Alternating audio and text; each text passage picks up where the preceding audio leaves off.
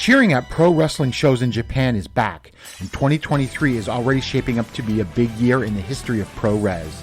That's why you should listen to the Emerald Flow Show. From the Royal Road to the Green Mat, Paul and Gerard take you into the world of All Japan Pro Wrestling and Pro Wrestling Noah. Not only do we analyze events, but we examine business, who is getting over, what angles are working or not. Occasionally, we take a look at other Japanese promotions like DDT and Zero One. So if you're looking for more coverage of the world of Japanese wrestling, check out the Emerald Flow Show on the Voices of Wrestling Podcast Network, available on all of your favorite podcast apps. Hola, my name is Ricardo. I am the host of the Lucha Jovers podcast here in the Voices of Wrestling Podcast Network. We are a Spanish-speaking show dedicated to discussing and analyzing pro wrestling from all across the world. From AEW to CMLL, we talk about American wrestling, Japanese wrestling, and of course, Lucha Libre. If something big happened in the pro wrestling world, we will talk about it. So if you know Spanish or have a friend that knows Spanish or want to practice your Lucha Libre pronunciations, go listen to the Lucha Jovers podcast right here in the Voices of Wrestling Podcast Network. Nos vemos por ahí. This podcast is a member of the Voices of Wrestling Podcasting Network. Visit voicesofwrestling.com to hear the rest of our great podcasts, as well as show reviews, columns, opinions, and updates across the world of wrestling. What do you guys want to talk about? You are listening to the Flagship Podcast with your hosts, Joe Lanza. They should throw sardines at these people. the guy that said, how is it that you're able to be so great? They should have thrown him a fucking sardine to catch in his mouth. And you know, that's what they, here's a treat, And Rich Crage. Or there's somebody listening right now that has never listened to us before and probably will never listen again. So hello and goodbye. You should try us out though. We're pretty good. So maybe stick with us for another hour. After an hour, if you don't like the vibe, hit the bricks. We don't want you anyway. And we are live on the Flagship Podcast. I am Rich. He is Joe. Joe, what's happening? How are you? I'm great. Never been better, mentally or physically. Never been better. Well, I'm just going to start off right out of the gates here. He did it again. I'm stunned. You're stunned. He did it again. Father Time has come for Joe Lanza once again. Oh, people thought I was talking about Punk. No. Father Time has come for Joe Lanza once again. How's the back doing there, pal? You doing okay? My back is fine. Oh, my back is. That's good. A miraculous comeback from where you were this morning when the flagshippatreon.com Thursday Dynamite review came out and you couldn't walk at that point, but you're good. You're all right. You know nothing of my back. First of all, you told the world about your back. The world knows about your back, but go on. First of all, I was able to walk. That's number one. Number two, I may have pulled a muscle or possibly slipped a disc. I don't know what I did, but yeah, my back wasn't feeling great yesterday. I might have been hunched over. I might have had trouble getting up and down. Father Time, man, time waits for no one, Joe. You got the flu this year. You lost your voice. Your back's going out. Hold on a second. I never had the flu. Where is that coming from? I have never had the flu. To this day, I've never had the flu. Why are you saying I had the flu? I never had the flu. What was the voice thing? What are we calling that? That wasn't the flu. We discussed that. That was a throat issue. As diagnosed by a doctor, a vocal cord issue. That was not the flu. Don't go changing history, okay? A lot of coughing there out there too, but that's all right. Yeah, that's fine. That was probably bronchitis. That was probably bronchitis. I've never had bronchitis. That's it. No, you've never had bronchitis. I don't recall ever having bronchitis. Right, no, fair enough. Okay, all right. Being diagnosed with that. Listen, I didn't have the flu. That I take issue with. Did I injure my back yesterday getting dressed? I did. Okay. I don't know what that was all about. I had a lot of trouble yesterday with the back. I had a lot of trouble last night trying to find a comfortable position to sleep in. Woke up today. Back was feeling a lot better. You know, I still got to take it easy. You know, I'm not out there running sprints. I don't want to re-aggravate. Your usual flagship activity of running sprints in the streets at the local high school. I forget where you do your sprints, but none of those this week. The bottom line is I spend hours in the gym staying in top peak physical condition. And, I just got to take it easy for the next couple days because I did, look, I didn't know I was going to get abused for it. I didn't understand. I didn't know that, having a physical issue was going to have you razzing me. Well, you've always said, and it's the first hour of the show. You've always said the two things that you can get away with making fun of people for still to this day, even in 2023, is their age and their height. Like, no matter what, you can always get away with that. Like, nobody will ever be like, Rich, that's really disrespectful to make fun of Joe for being a couple of years older than you and having a back ailment. They're going to be like, ha, old man Lanza, his back hurts. Or, if you make fun of a guy for being short, it's like, you can still call that guy short. That's fine. But anything else, you're yikes and tisk. But yeah, short and old, that for some reason will never get. I don't see it ever getting that way, right? Like, if we've gotten this far with short and old still being okay, I feel like it's still going to be okay forever, right? Yeah, I don't know what it is. I don't understand the mindset of the wokes and why they feel like ageism is okay, but that one seems to be okay. And calling people short seems to be okay. Hair tends to be another one too. I will say, as our Discord can certainly tell you, the fact that whether or not somebody has a full head of hair also seems to be something that's open season, which is just really not their choice at all. Like, that's really that's a third one too. That is for some reason is okay. You can call someone bald and mock them and make fun of them for being bald. And not bald on purpose. I mean people that have male pattern baldness. That you can. For whatever reason, those three things are just, and again, those are things completely out of anyone's control. You can't control any of those things. Yet, it's fascinating to me that those are okay. Those are fair game. Now in other cultures, the elderly are respected.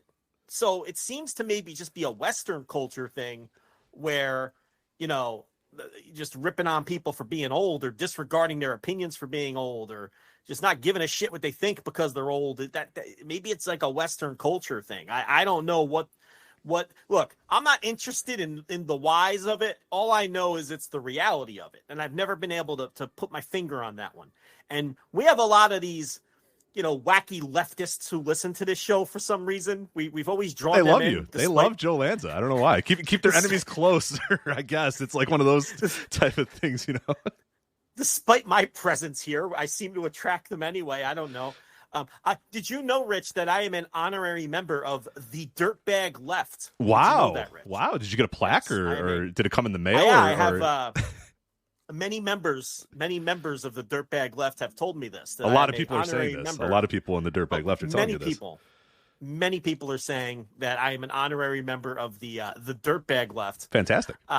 So, I don't know, but I don't. Maybe one of them can explain. One of these wacky fucking communists or something can explain to me why it's okay to make fun of people for their age, their height, or their hair or lack thereof. That it doesn't add up. Anything else though, you'll get fired into the sun. You know what I mean? Like it. But those three are like, even the wokes will go to those things to insult people. Like that's the first thing they'll do is go to one of those three things to make you feel like shit or to make somebody feel like shit, So it's like, I don't know. That's never added up to me, but maybe someone can explain that one. But to get back to what you were talking about, I did not have the flu this year. You're making that up. And the problem is people are going to hear you say that and they're going to believe you. Okay. I did hurt my back yesterday, but I made a quick recovery like I always do. It couldn't keep me. Now I had that throat issue. I had that vocal cord issue last year, or was that this year or last year? I forget. Right? Yeah, I think it was last year. I think it was the end of last year. Yeah, I don't know what that one was. They just, they told me to just chill out and not talk for a week. And I kind of listened and it went away and that was that. But it was not the flu. It was not the flu. The flu was a completely different ailment. What was the Joe Miyake Hanma stuff during the Wrestle Kingdoms a couple years ago? That was something. I don't remember what the cause of that was. I was just coughing and couldn't stop. I don't know. Like Meltzer had that for a while. Yeah, too, I think Dave Meltzer had like the earliest onset of COVID. I think Kota Ibushi was like the patient 0, and then Dave definitely got it from Japan and came back and just coughed for like 4 months straight or whatever, and then it stopped. Thankfully, like his battery backup. Eventually, it just stopped. I don't know how or why or what caused it, but eventually it just went away. And yeah, your thing just went away as well. So yeah, you had like 6 months where you just had like a cough per show. I guess you still have a cough per show these days, but. Do I? I mean, yeah. I feel like I feel like it has been a while. I didn't want to jinx it because now it's like I feel like it has been a while. But I don't. If you're like, no, I cough every time, but I mute it or whatever. I just didn't want to jinx it. But if it still happened, that's fine. Listen, healthy as an ox. This one, okay. Supple neck. Have you done a follow up on your neck? Is it still supple or no?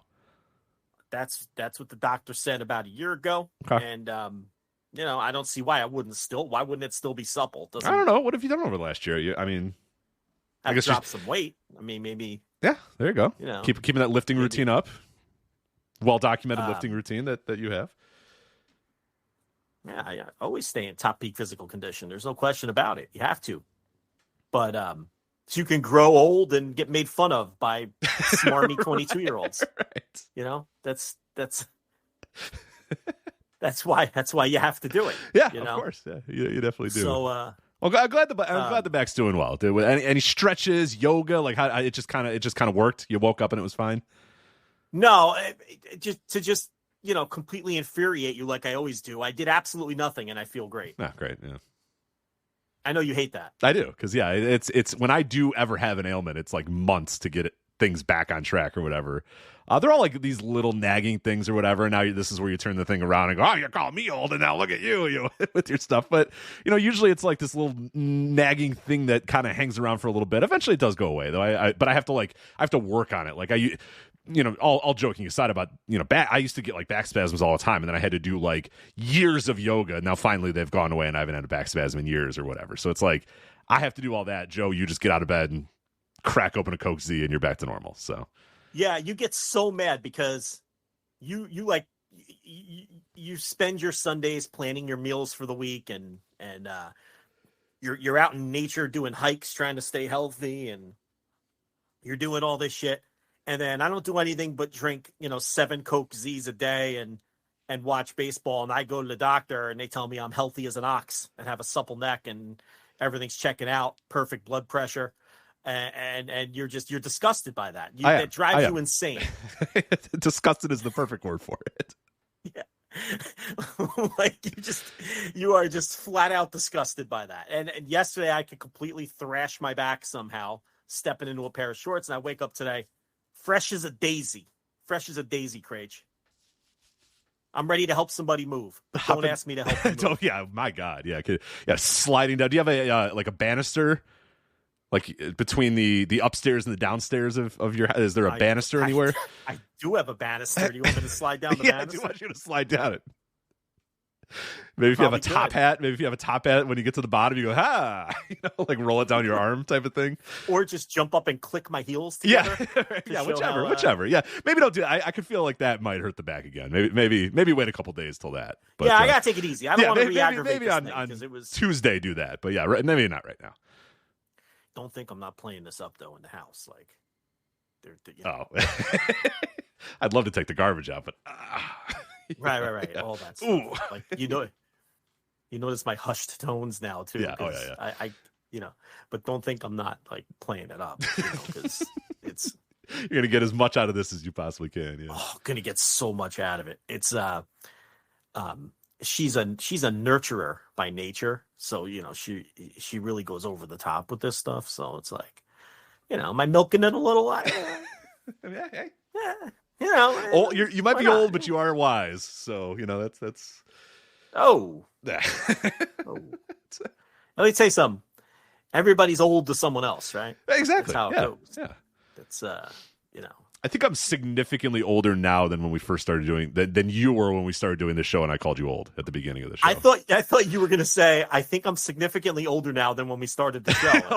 Definitely. I am certainly older now than I was 11 years ago, indeed. But yeah, I think you are older now than I was when we started the show. Yeah. And you were calling me old then. Yes. Like you're just because you're one of these asshole millennials who just thinks you could just call anyone who's fucking 6 months older than you old. Like that's and it's hilarious for some reason. And yeah, you recall 6 me months. I had a little more than 6 months, Joe, between us. Hold on a minute. Hold on a minute. Anyone older than you, like you think that's this person's old. Like that's the mindset, you know.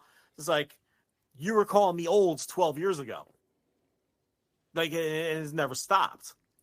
I mean, you know, I could tell you that it hurts my feelings, but see, here's the thing. If it did hurt my feelings, you know, I'd never say so because I have to put up that front. You know what I mean? I got to put up that confident Joe Lanza front. Right. I want your head to hit the pillow tonight thinking about whether that hurts my feelings. It will. Knowing me, you know it will. I know it will. Because I know well, how I feel you bad operate, now that I even did this. I feel bad about this bit. I regret it immediately. I know how you think. I know how your brain works, and I know how you overthink. And you're going to be concerned about this now, whether this has been hurting my feelings all of this time. So I'm just going to let that sit and settle, and we're going to move on to the next part of the show. Absolutely. Gonna, well, speaking of reflect on my feelings and try to get through this thing. That's great. Well, hey. Keep your head up, champ. It's going to be all right. So, well, speaking of very hurt feelings, we're going to get to CM Punk here in a moment and try, and I guess continue to because this story is just every time I think I have a handle on this, there's a new twist, a new turn, a new wrinkle. We're going to have to just break this thing down to its absolute bare bones and try to get this whole story going. So, we're going to talk about that, of course. Here in a little bit. AEW Collision, yes, believe it or not, AEW did announce a brand new television show yesterday amidst all the other kerfuffle with CM Punk and Ace Steel and Brian Alvarez and all this sort of stuff. So we'll get to the announcement there, kind of, we know a few of the locations, a few of the places that they're going to be running in the first couple of weeks of the show. So we'll touch on that, a little bit about, obviously AEW making that announcement, the lack of a new TV deal announced by AEW and how that might, relate. It's all going to be related to the CM Punk thing, but we're going to try to at least give Collision a little bit of its time because it is a pretty big announcement there. We're going to check in on Best of the Super Juniors. As of this recording here on the 18th, we are 6 days into Best of the Super Juniors. Been a very enjoyable tournament so far. We're going to look at the standings, who's had a good tournament, who's had a bad tournament, some of the matches we've liked, some of the matchups, that we're looking forward to in the future. But unfortunately, we do have to start the show off with the life and career of superstar Billy Graham, who passed away yesterday at the age of 79. And obviously for superstar Billy Graham is a guy who his influence is probably going to be the biggest thing that we're going to talk about here over the next, however long we're going to talk about Billy Graham here. He's a guy that I don't know that I can honestly say, hey, after the show, you got to watch X, you got to watch this match. You have to watch this thing. He's not that kind of guy. He's not that sort of influential figure in the sense that you could just sit down and watch, an hour of Billy Graham matches. That I don't know if that's going to work out very well for you. It might be a little boring, might not work.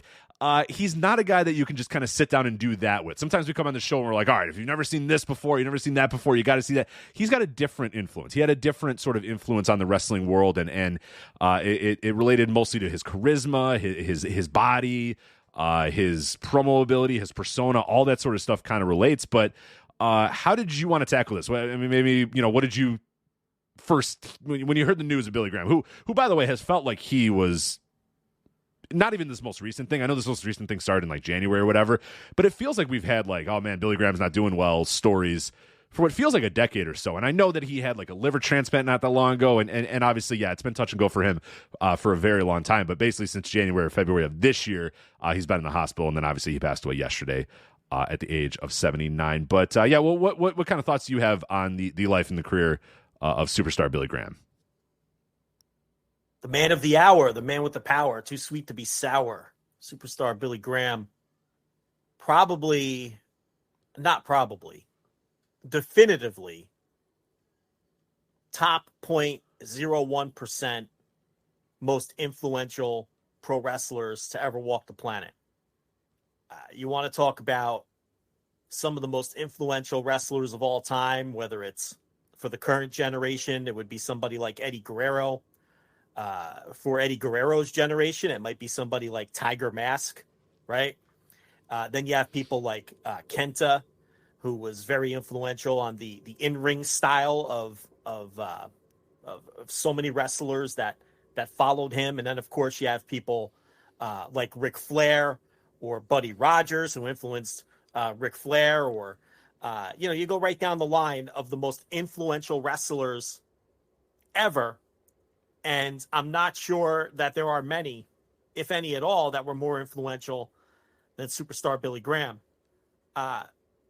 You take one look at the guy, and it is very obvious where Hulk Hogan, Austin Idol, Jesse Ventura, Scott Steiner, you go on and on.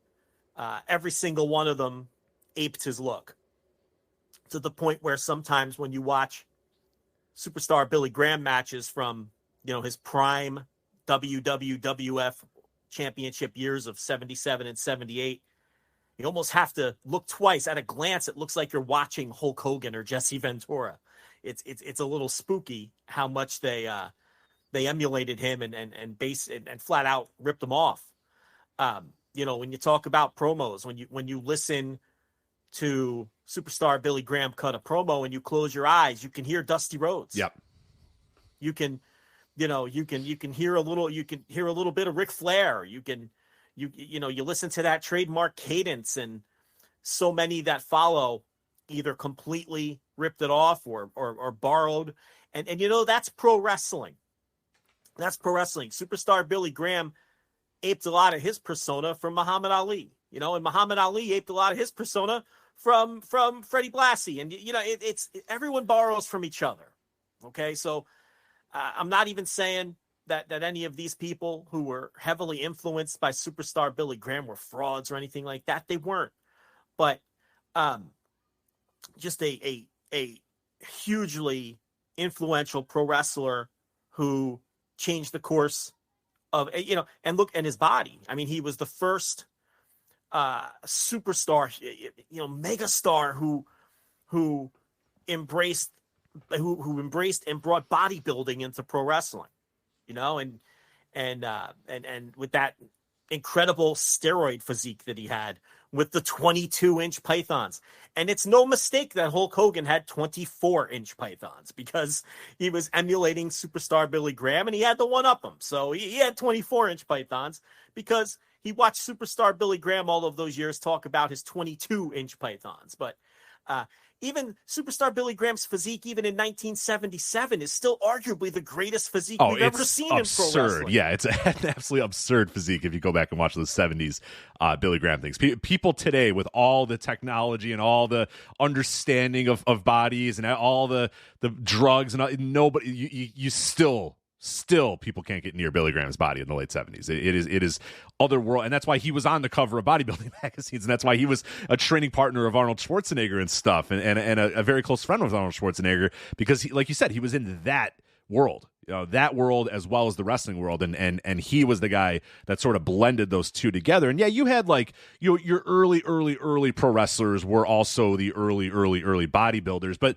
we're talking a completely different thing here with in terms of when bodybuilding really took off in the 60s and the 70s, and the idea of getting as big as you could possibly do, and obviously doing steroids and doing all those sort of things. It wasn't just having a cut body or a decently muscular body. It was about getting mass and getting gigantic and being able to flex and make it look good and all, and that was all that really started to catch fire in the 50s, 60s, and 70s. And Billy Graham was right there with the all-time legends of bodybuilding, like Arnold Schwarzenegger, and he's right there with him. Yeah, it's not that there weren't bodybuilders in pro wrestling before. Of course they were, but he was the first superstar who was also had the huge bodybuilder physique that became almost the standard in the 80s, and because WWF, of course, won the war and put the territories out, and that's the type of body that Vince McMahon preferred on his wrestlers, and that's, I mean, let me put it to you this way. If you go back and watch some of those 1977 or 1978 WWF house shows, those Madison Square Garden shows, and you look at everybody else on the card and you'll see your people like Tony Gurria or Chief Jay Strongbow or Baron Mikel Cicluna or Johnny Rods, Peter or, Maivia. Peter Maivia or Pretty Boy Larry Sharp. These are all guys with dad bods, and they're a little dumpy, and they all look like they're 40 years old, even though they're 26. And, I watched a Billy Graham versus Wilbur Snyder match, and it was like, you know what I mean? It's like Wilbur Snyder took his robe off, and then Billy Graham took his robe off, and you get it. You get why Vince was like, no, I want that. That's what I can sell. That's it. That's the game. That's the future right there. Maybe just looking at his pictures and watching his matches, you don't get the full understanding of just how charismatic he was. But if you go back and watch these shows, I'll tell you what, because it happens to be a match or a feud that gets talked about a lot lately because of the whole Cody Rhodes storyline. If you go back and watch the Madison Square Garden show from September of 1977, where Dusty Rhodes beats superstar Billy Graham by countout. Okay. Don't skip to the Dusty Rhodes Billy Graham match. What I want you to do, and this show is on Peacock. I know for a fact it's on Peacock because I've watched it before. Okay. What I want you to do is go back and watch the whole show and watch the Baron Mikel Ciclunas and the Johnny Rods and the Professor Turo Tanakas and the Johnny Riveras and the Larry Sharps and people like that. And then watch when superstar Billy Graham comes down that aisle with the Grand Wizard, and how different, we talk about how people jump off the screen. This guy, in comparison to his contemporaries, doesn't just jump off the screen.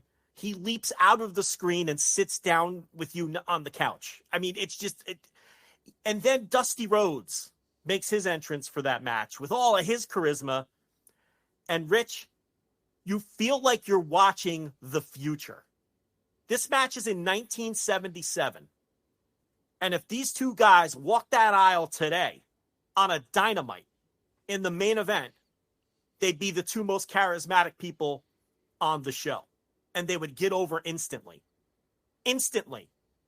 And that's not hyperbole because the man just died. Okay, this isn't rose-colored glasses because we're honoring him today because of his death. It's the truth.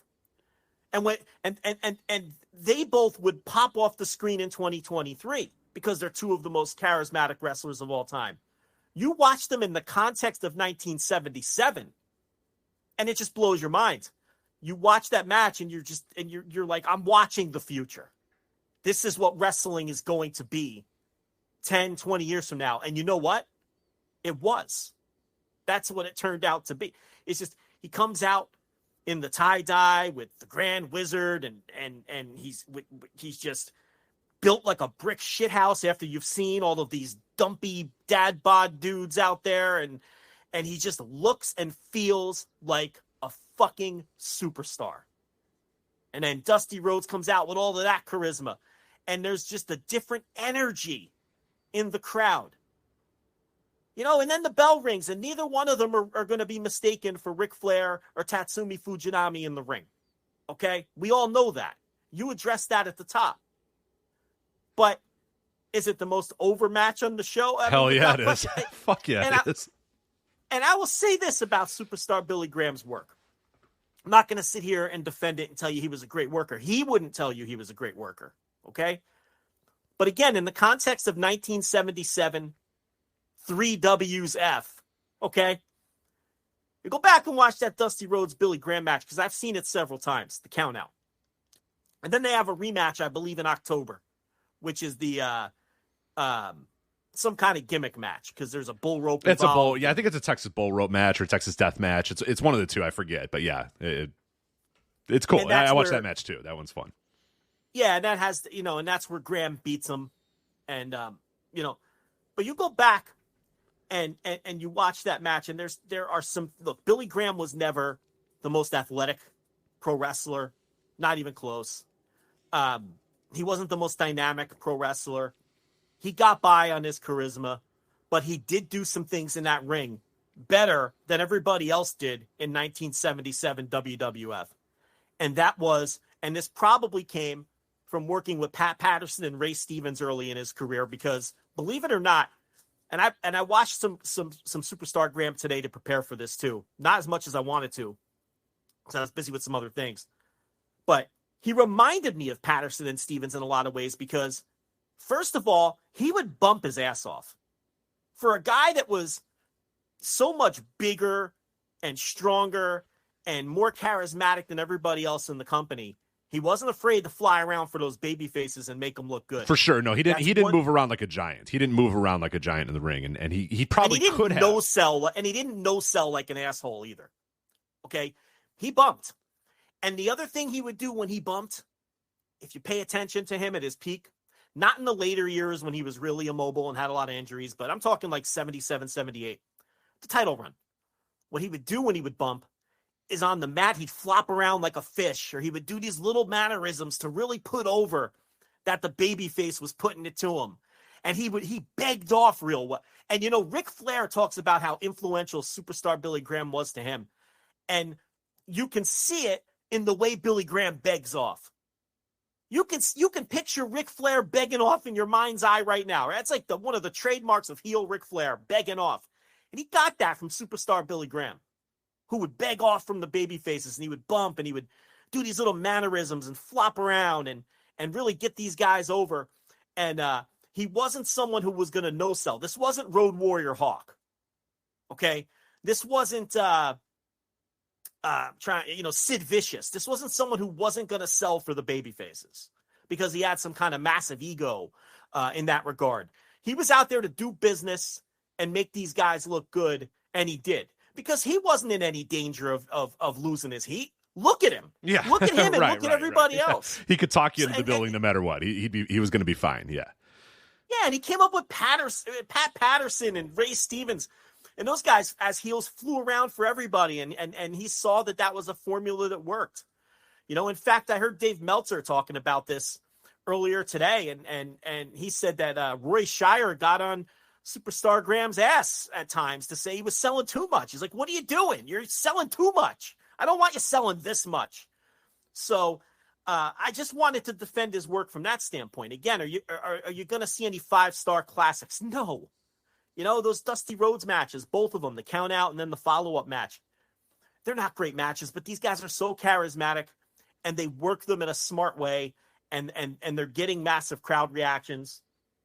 And there is something to be said for that. And, you know, they're arguably still the best matches on the show when you're talking about 1977 WWF, which was one of the worst working territories that you'll ever see in your life. I mean, as we were talking, I pulled up the September card. I mean, Baron Mikel Cicluna versus Jack Evans and in a double count out. Jack Evans. Not that Jack Evans, another Jack Evans. Yeah, that Mr. would be wrestling Fuji for the future if that Jack Evans showed up on that show. Yeah, could you even imagine? They'd probably burn him at the stake. He'd look like a fucking witch or something. Yeah, I'd be like, what the hell are you doing? Yeah, no, that'd be awesome, but no. You know, Mr. Fuji versus Lenny Hurst and Toru Tanaka versus Johnny Rivera. Oh. Backlund was on that card and he beat Larry Sharp. And yeah, I guess that's a good transition to, you know, when Graham came into the WWF, he was immediately, you know, he started in Calgary, and I believe Stu Hart. He was a dungeon. He was a dungeon guy for sure. Yeah, so he got his start in Calgary, and then, like I mentioned, he worked all over California, both Northern California and Southern California, and then he got his first big break with the AWA in the early 70s, and then when he got to, and that's where he really crafted his persona, and then when he got to the WWF in 76, he was immediately put in main events. And he did go away for a little while. And then when Bruno decided that he was tapping out and was, you know, tired of being on the road, and basically, you know, after years of trying to get off the road, finally convinced Vincent J. McMahon that he just couldn't do this anymore as a full-timer. They brought Superstar Billy Graham back, and in the now infamous story, Vince McMahon, and when I reference Vince McMahon until we get a little later on here, I'm always referencing the father, right. Vincent J. McMahon. Yeah, we got a number of years until we're Vince Jr. Yeah, laid out the plan. He told him the exact date he'd be beating Bruno for the title, and he told him the exact date he'd be losing the title to Bob Backlund. And it was going to be an 8 to 9 month title run. And, you know, in the interim, they were going to be heating up Bob Backlund underneath, you know, and that's why it's interesting on that September 77 show against Dusty Rhodes. One of the undercard matches is Bob Backlund versus Larry Sharp. And you can see all through 77 and 78, them heating up Bob Backlund underneath to be the next long-term babyface world champion in the lineage of Bruno Sammartino and Pedro Morales. You know, Backlund was going to be the next one. But McMahon knew he needed time to get Backlund over. And for the first time in WWF history, they were going to have a long-term heel champion. The other heel champions were all very, very short-term interim champions. You know, Ivan Koloff beating Bruno when they took the title off Bruno the first time. Right, had it 20 days or something like that. 20 or 30 days. I forget. It's under it might be 20. It might be exactly 20 days, but it's very short, very short. Yeah, before to get it back to get it to Pedro. And then Stan Stasiak was even shorter, maybe like a week or 9 days. Yeah, he may have like had that. 7 or 9 days. Yeah, I forget. And that was just to get it back to Bruno. So this 8-month reign was going to be basically a marathon reign for a heel in that particular territory where it was a babyface champion territory. But to talk about long-term planning, you know, he said, I'm going to bring you back. We're going to give you the title on this date and you're going to lose it on this date. And they made the agreement and they brought him in. And I think he came in of April of 77 and then he won the title on April 30th of 77 in Baltimore, where he beat Bruno. Have you seen that match or no? I did. Yeah, I actually watched that a little bit earlier. Oh, you saw it today? Yeah, okay, yeah. Great. So you'll remember more about it than I have because I've watched it a million times, but I haven't watched it recently. So they did the title change on April 30th, 77. And they did it in Baltimore instead of doing it in Madison Square Garden because they knew they were going to do a bullshit finish with the feet on the ropes. And they were afraid that the MSG crowd would riot. And, you know, when we have these Roman Reigns Hall of Fame debates and we try to explain that, you know, they make a big deal out of putting 14,000 people in Madison Square Garden and we try to contextualize that historically. You know, true Hall of Famers had fans rioting for them if they lost their titles. Yeah. It's like, and I don't know if a lot of younger fans who, you know, the ones that haven't looked at history or anything understand, you know, go look at Bruno's drawing record in Madison Square Garden and then look at Roman Reigns and then try to tell me with a straight face that Roman Reigns is like some shoe-in Hall of Famer. And look, I might vote for Roman Reigns this year or one of these, but I think he's definitely borderline at best. And you know, when in order to take a title off of somebody, you have to move it out of MSG out of fear of a riot. I mean, and then the other thing with superstar Billy Graham is one of the things that he always hung his hat on is he headlined Madison Square Garden 20 times and sold it out 19 times. And I can promise you that the one he didn't sell out didn't draw 14,000 fans, which these days they put 14,000 fans in MSG and they throw a party. And, you know, we act like Roman Reigns is some, and this isn't, I'm not trying to just tear apart Roman Reigns here. I'm trying to demonstrate the difference in star power of a true Hall of Famer in pro wrestling. And then because people say, you know, we're too hard on the modern wrestlers. Well, let me see them. You know, I know the money is bigger now, okay? But that's not necessarily a direct reflection of what these modern stars are bringing to the table. There's other factors for that. You know, media is different. And I don't want to get off on a completely different diatribe, but selling out and truly selling out Madison Square Garden 19 out of 20 times that you headline the building. I mean, nobody today can do that. They just can't. No one can approach what Bruno did in that building. And they're certainly not, you know, refusing to take the title off of Roman Reigns because they're afraid the fans are going to riot. I mean, this is how it was. So anyway, they moved that match to Baltimore where they think they know the fans are still going to be upset, but it's not MSG. It's not the house that Bruno built. Yeah, it's not Bruno and MSG, which is a whole different animal. Yeah, with 25,000 people and 20,000 of them are angry Italians when this guy loses because the feet are on the ropes. Okay, so they moved it to Maryland. And what I remember about the match is it's painfully dull.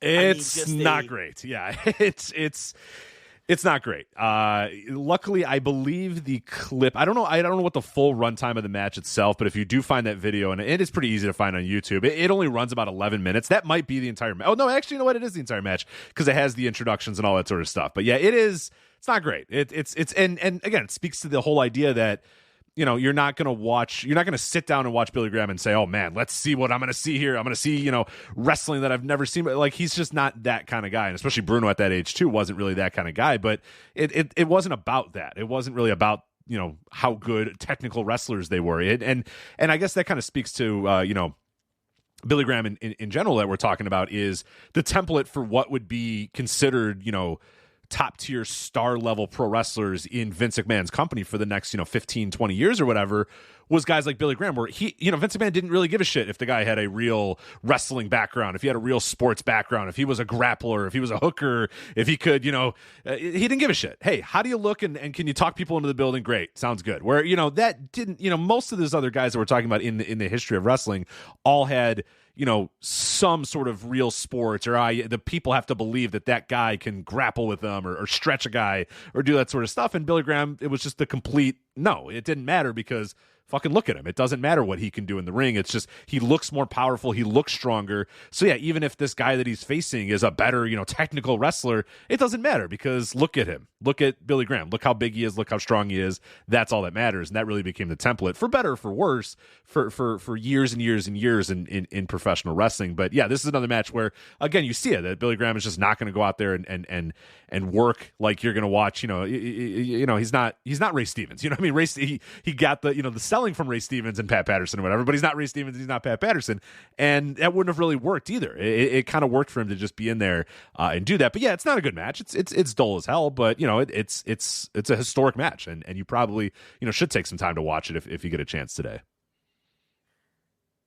And the other thing I remember about the match is, they did the 2 feet up on the ropes and at the pin, but I remember the referee just not being very late on the cue. So Graham puts Bruno in the bear hug. And they had built up Graham. They brought him back in March. Remember, he was there in 76 and was working main events, and then he left, went bouncing around the territories again. They bring him back in March of 77 with this plan to put the title on him. And they put him on TV, and he's beating all the jobbers with this bear hug. So they do the match in Baltimore. He's got Bruno in the bear hug, and Bruno is fighting, and he's not going to give up. And or is it the other way around? You just watched it. Someone was in a bear hug, and they get backed into the corner, and the referee breaks them up. And at that point, Bruno is beating the shit out of Graham in the corner. And the finish is supposed to be the referee comes in to pull Bruno off of Graham because Graham is in the corner and you're not supposed to be attacking a man in the ropes.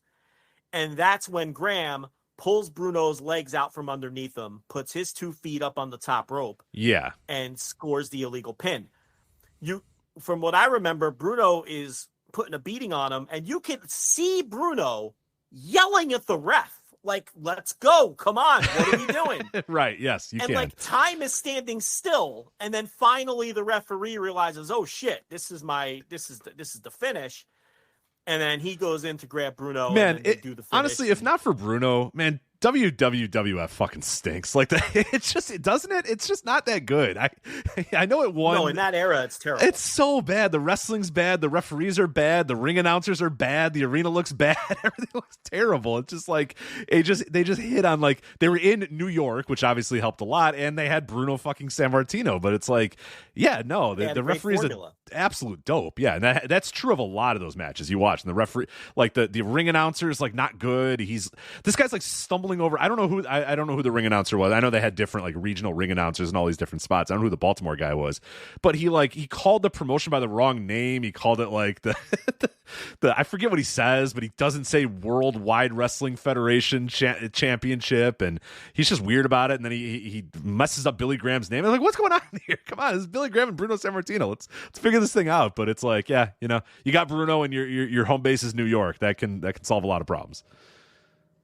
Yeah, I mean, they had it was never known as some territory that had great work. Now, in recent years, with the network putting up a lot of those old all-star wrestling shows and championship wrestling shows from the late 70s and early 80s, believe it or not, Rich, there's kind of been this kind of revisionist thing that, no, it was actually good. And I cannot get on board with that. It was awful.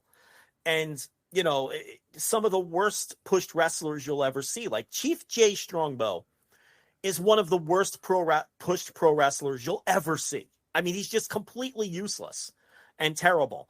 And it was a territory filled with guys like that. And that was just the style. It was a big man territory in a time where wrestlers were trying to do as little as humanly possible while still getting over. So you put all that together, and plus it was an older territory. A lot of the guys were older and in their mid to late 30s, which in those days was ancient. Now with new nutrition and the way athletes are, you can still be a competent pro wrestler.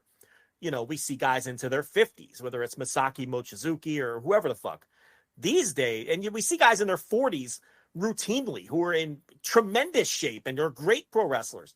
In the 70s, these guys were all chain smokers and alcoholics. Right. So by the time they hit 34, 35, they were completely washed up physically. Right. Dr. Jerry Graham is he's 33 years old, and he looks like he's 67 because he's just such a gigantic alcoholic. Yeah, it's. But in this territory, they kept booking these guys. And then even the stars like superstar Billy Graham and Ivan Putski and people like that just weren't very good. Even Bruno, I mean, God bless Bruno. He wasn't some kind of super worker either. He knew his formula. He knew what to do to get over. And, he worked that rough physical style. But by 77, we're talking about an older Bruno with the perm. This is Bruno with the perm. Yeah. Mm-hmm.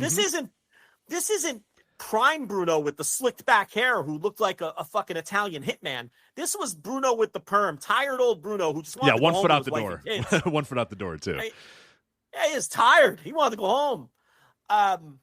So no, it was not a good territory. I do not accept the revisionism on that. I reject it. So you're not watching WWF to see great matches, but did they have their formula? Did Vince McMahon know that in the northeastern cities, especially in Madison Square Garden, did he know that if you had an ethnic babyface, an Italian or a Puerto Rican especially, okay, no mistake, Bruno, Pedro Morales, people like that, to draw off of the local fan base and the local culture, that you were golden, and you bring in the monster of the month and you work them up the card on TV. That was they'd bring in the monster of the month, whoever it was, fucking, name your guy, Waldo Von Erich, or, because the Italians and the Puerto Ricans were the baby faces. The Germans and the Japanese were the heels because it was 20 years after World War II. Okay. Right. So, you'd bring in whoever, your Waldo Von Erichs or your Killer Kowalskis. He was a little bit earlier, but you get the idea. You put them on TV. They beat the jobbers on TV. They get over. You stick them with either Blassie, the Grand Wizard, or Lou Albano. You stick them with one of the three managers to do all the talking. Okay. Then on MSG, you put them on their first MSG show and they beat an undercard guy, Victor Rivera or something. Then on their next MSG show, they beat the gatekeeper, Chief Jay Strongbow. I mean, you go look at the records. This is how it always worked. Chief Jay Strongbow was the gatekeeper. They beat him in a semi-main or something. And then it was time for the title match against Bruno or against Pedro or later on against Bob Backlund. And then they would lose and they'd send them on. Then they'd work their way back down the card and move on to the next territory. And this formula worked for 3 decades. It worked. It was a winning formula. These people just wanted to see their local ethnic heroes. And then later on Backlund, just beat these guys up and try to beat the curfew and hop on the train and go home. And it worked, but it wasn't Mid-Atlantic. Okay. It wasn't Mid-South. It wasn't Memphis in terms of, you're not going to see great matches or great brawls or or state-of-the-art pro wrestling. You were going to see bare bones, basic pro wrestling is what you were going to see. A lot of punching and kicking, and some very simple storytelling, like Dusty Rhodes beating Billy Graham by countout, to build to the rematch 3 months later where they do the gimmick match and do the blow-off. So that's kind of how it was. And it worked. And Graham held that title until 78 when he lost it to Bob Backlund as planned. And, you know, what was happening was he was starting to get over because he looked so great and he was so charismatic. He did pitch trying to go babyface, and he made a plea to Vince. You know, Vince Sr., he made the plea, look, let's, you know, I forget who he wanted to do the angle with. It might have been Ivan Koloff or somebody like that, but he wanted to go babyface and keep the title. And McMahon said, no, you know, I promised Backlund the title. He's over. It's going to work. And, you know, and there's some lore behind that too. You know, there's, in the years that have followed, there's some people who think that, that Vincent J. McMahon pushed Bob Backlund sort of on a bet or a challenge rather. You know, because he handpicked this guy and people told him they were crazy. He's too bland. And there's sort of this idea now that maybe he took that as a personal challenge to prove that he can that he can get Bob Backlund over and draw with Bob Backlund on top. I don't know if there's any truth to that, but that is something that's been floating around. Point is, Graham's pitch to go babyface, was rejected by McMahon. They put the title on Backlund. Backlund obviously had a very successful run as the world champion, and Billy Graham moved on, you know, and he once again bounced around the territories a little bit. He took on he was everywhere. Karate Kung. He went everywhere, and he took on the Karate Kung Fu persona for a little while to kind of change things up. Yeah, I think that's one of the most interesting parts about Billy Graham's entire career is that he got over as, you know, superstar Billy Graham with the mutton chops and all that sort of, and like he could have done that exact same thing everywhere. He could have gone to every single territory and every single place and done that exact same gimmick and probably made a good amount of money and probably would have, you know, been booked in so many of those different places. And he just decided that no, he was going to shave the blonde hair, shave the sideburns, go with the bald head and the mustache. It was just like, okay, yeah, it was just a totally different. And it's wild that he did that. It blew my mind that, you know, he would do such a different look to his entire character when yeah, it's like he had established something, but as you'll see and as we'll talk about throughout history, like he did that a couple times. I don't know if maybe to himself it was sort of a challenge to see, hey, can I still get over as this guy? You know, hey, let me have some fun. You know, let me, because he would change his look a lot. Like we'll talk about his look, you know, later in the mid '80s, which was totally different than his look in the '70s, which is totally different than his look in the early '80s. So he was always reinventing himself, but that charisma and that it factor was always there no matter what. The karate stuff, well, a little tougher. The black karate pants was a little strange. I don't know.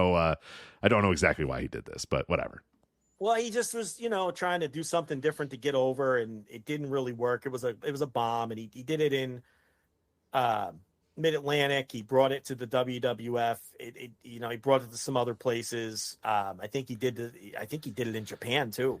Which is yeah. But you know, it didn't work out, and you know, and really it was all, his career kind of was all downhill from there. And then he kind of went back to his previous persona when he went back to Mid-Atlantic in 84, 85 and had a run there where I think the plan, you know, was to build him up for world title matches and stuff. But he was already around 40 at this time, and he was never the most athletic guy to begin with. No, and he got bigger at this time too. If you watch Billy Graham in this Mid-Atlantic run, like go, and there's a lot of promos out there on YouTube and stuff. This is when he's got the tie-dye look, and he's got the full, you know, goatee that Scott Steiner would eventually have, exactly where the mustache was blonde, or, you know, that whole look. And he's also just bigger. You can tell he's just getting bulkier and bulkier and bulkier as he's getting older and older and older. And it's like, yeah, the guy that was able to kind of do some stuff despite his mass, you know, in the 70s, the matches now at this point, you know, I watched a few of them. It's like, okay, yeah, this guy is, and he's getting older too. He's in his, you know, late 30s at this point. His early 40s. There is it early, yeah, I guess it is early 40s. So I mean, early 40s in that era, when you're adding that much bulk to your body, is probably not going to go well, and it really doesn't. And the rest of his ring work is pretty atrocious the rest of his career. But, he still can talk. He can talk you into the room, and that's why he kept getting job after job after job, and everybody kept trying to kick the tires because, hell, it's still superstar Billy Graham. You got to see what you can do. He was born in 1943, so by the time he goes back to middle, by the time he has that second run third or fourth, basically. Yeah. What I mean is like the second post WWF championship run with Mid-Atlantic, where he's not doing the karate thing. He's already 41, 42, 43 years old at that point. And like you said, he's got kind of he went back to the tie-dye and he went back to the traditional superstar Billy Graham look, but he had the shaved head and he had that, facial hair that Scott Steiner eventually copied. And the promos were still there, but especially by the working standards of Jim Crockett at that time of Mid-Atlantic. I mean, he just wasn't a great fit. So he did end up back with the WWF in 86. And at this point, he's 43 years old. And I remember, now we're starting to get to where I can have memories of seeing him in real time. I remember vaguely seeing him on TBS, but I remember vividly as a young kid seeing his return to the WWF. And by then I was already, reading the magazines and stuff too. And he comes back in 86 and he had his return match against Bob Bradley, who I think later on became Battle Cat, if I'm not mistaken. Yep. Mm-hmm. So he was a good worker. And it was no mistake that they put him in there with Bob Bradley. And this match is on AWF YouTube. Superstar Bob Bradley. You'll hear about that. It's pretty soon at That's flagshipatreon.com. right. So, and he was a good worker, especially at this time when he was in his 20s, and a very reliable job guy. And I don't think it was any mistake that that's who they put in there with. And the match is maybe 90 seconds long, and he just Bradley takes some hellacious bumps to the outside. Oh yeah, there's one that takes everybody by surprise because nobody was bumping into the guardrails, where a security guard in like half the front row falls over because they weren't ready for this guy to fall to the outside and go crashing into the guardrail type stuff, which we're talking about a completely different era, man. We're talking about the mid 80s. Like, guys didn't do that very often. And yeah, you'll see the security guard and 3 or 4 people in the front row both all fall down after Bradley tries to sell how big this beating that he was getting by Billy Graham was. It's pretty cool. It's a cool spot. Yeah, and he works really hard to get Graham over, but it's obvious that Graham cannot move. And he had to go in for another hip surgery at that point. Did you listen to the commentary on that match or no? Oh, yeah. There's a great bit when he's coming to the ring. I know what you're going to say. With Ventura, right? Yes, where exactly. Ventura says, Graham's coming down to the ring, and Ventura says to McMahon, he goes, Vince McMahon, this guy's copied everything that I ever did. Yeah, right. And that's a great inside thing, because it's like, he knows damn well he copied him, but he's doing the Jesse Ventura shtick. Right. And Vince doesn't call it off. Yeah, Vince goes, "Oh, that remains to be seen, Jesse." The classic Vince. Right, yeah. Well, that remains to be seen. The classic Vince. Right. But Ventura, he knows he's being Jesse Ventura. Yeah, and McMahon goes, "Well, I don't, the earrings. What about his earrings?" And Jesse goes, "I was wearing earrings when he still had hair." It's great. Yeah. It's just a great awesome bit. Yeah, it's so good. It's way better than the match. But, yes, yeah. So it's obvious he can't move, and he goes to get the hip surgery, and then they do try to bring him back again in 87. Now in 86, it's funny because he was using Bad to the Bone by George Thorogood as his entrance music at that time. And when they brought him back in 87, they made a big deal out of how he was coming back from the hip surgery. And they made a big deal out of it in the magazines, I remember. And they ran all of these vignettes showing him getting the surgery and coming out of surgery. And superstar Billy Graham is coming back and he's making his return. And he returns in 87, and at this point, he's 43 or 44 years old. I mean, he turned 44 in 1987. And I remember as a little kid thinking that he was in his 60s. Yeah, as a little kid, he certainly looked it. He looked very old. Yeah, I had only read about him and knew he used to be a champion. And I remember what he used to look like from pictures in the magazines. And when he came back in 87, he couldn't I was like, walk. man, this guy. He had a hipster. He couldn't walk. So it was like, well, yeah. I mean, 1977 felt like it was 40 years earlier to me because I was a kid, even though it was only 10 years earlier. And on top of that, he looked so old with the shaved head.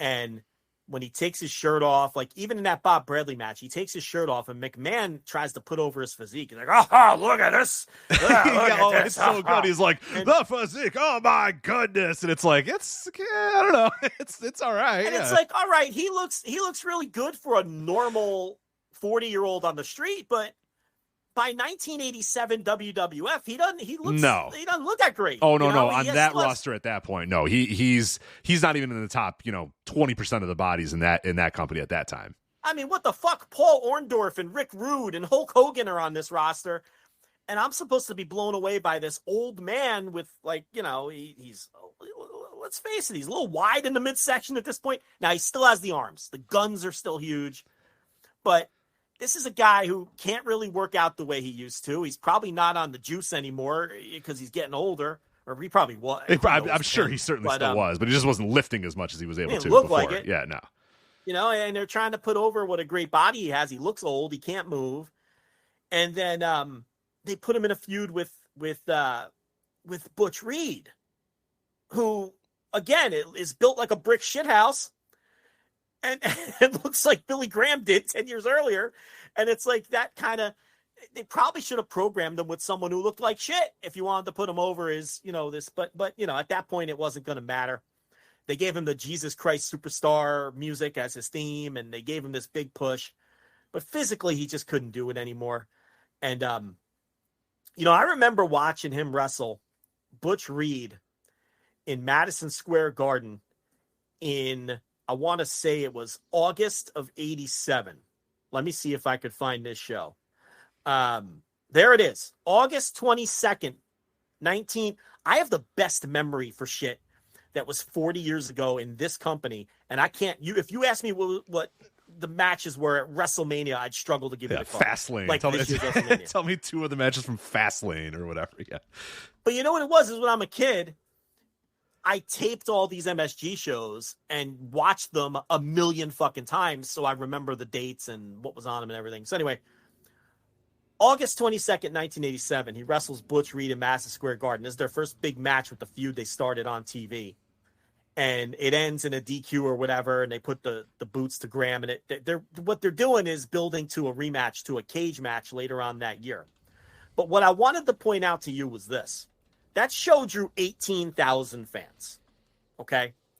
Which, quite honestly, by the standards of the middle of the Hulkamania era, wasn't great. It would be an amazing number today, but Hogan wasn't on the show, and that's kind of my point. When you look at the rest of this show, the only other match you could argue was the drawing match on the show was the Honky Tonk Man and Ricky Steamboat, okay? That probably was advertised as the main event locally, and I'm not saying it wasn't. But there was nothing else on that show outside of that match and the Superstar Billy Graham Butch Reed match that you could even argue would have been the main event. Lanny Poffo versus Jose Estrada, Haku versus Rick Martel, Sherry versus Velvet McIntyre, Tito Santana versus Ron Bass, Tama versus Scott Casey, Demolition versus George Steele and Junkyard Dog. That's the rest of the card, Rich. You can make a solid argument. Oh, he drew that. Yeah. That 44-year-old Superstar Billy Graham was responsible for putting a lot of those 18,000 people into Madison Square Garden that night. And I'm not taking anything away from Steamboat. And I'll tell you something about Honky Tonk Man. He is underrated historically as a draw during this particular time period because he headlined a lot of these shows. I just pointed one out for you. But that Graham match was strong underneath, particularly in that building where they remembered him as the former world champion and all that. So they come back to MSG in October to do the cage match blow-off. And, Graham wins that match, obviously. That show draws 19,700 fans. These are numbers that are probably making the 22-year-olds head spin who are listening to this. 19,700 people in MSG for a house show, okay? This is the pay-per-view era now. This is a house show. Superstar Billy Graham, Butch Reed cage match. Again, find me what else on that show would have been the drawing match. Was it Outback Jack Jose Estrada? Was it Killer Bees versus the Dream Team? Ivan Putski versus Iron Mike Sharp? Don Morocco versus Sika? Randy Savage versus Killer Khan. All right, maybe. But Killer Khan at that point? Nah. I don't know. Yeah, no, not at that Randy time. Savage in 87, fresh baby. Maybe. Billy Jack Haynes, Nikolai Volkov. Is that putting asses in the seats? And then the match that went on last, Strike Force versus the Islanders. Now, the Strike Force were getting a big push at that time. But again, Rich, Billy Graham and Butch Reed in a cage in a rematch that was built from 2 months earlier. Again, I think you can credit that match along with that Strike Force Islanders bout for drawing that 19-7. This motherfucker, months within to his retirement, couldn't move. And he's putting almost 20,000 people in Madison Square Garden. I mean, I don't know if people realize that. Hogan wasn't on these shows. And that tells you something else. They're putting him on MSG shows with the Intercontinental Champion and the tag team titles because they trusted that he can help carry those Madison Square Garden shows, even as a 44-year-old who couldn't move. Right. And they were sending Hogan to other buildings during that period. So, you know, that Butch Reed, Billy Graham feud, was it a disaster aesthetically? Absolutely. Did I feel bad for Butch Reed having to try to have matches with this guy? No doubt about it. Did it draw? Sure looks like it did. And they weren't just running that match in MSG. They were doing that match all over the loop. You know, they were doing that match at the Spectrum. Didn't draw as well there, but there's a story behind that. Here you go. October 10th, 1987. Butch Reed versus superstar Billy Graham. And again, the main event was the Islanders versus Strike Force. There's nothing else on this card other than those two matches that could be construed as a drawing match. We're talking like Brutus Beefcake versus Danny Davis, Boris Zukov versus Hillbilly Jim. Just an atrocious lineup. That only drew 4,500 fans.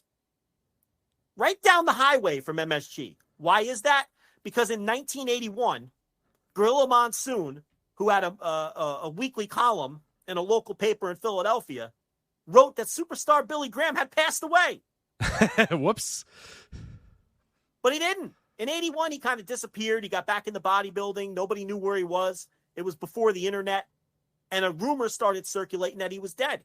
Monsoon writes an article in his paper that he's dead. People trust him. He's Gorilla Monsoon. Right? So Graham calls Monsoon. He says, hey, I'm not dead. Monsoon refused to post a correction.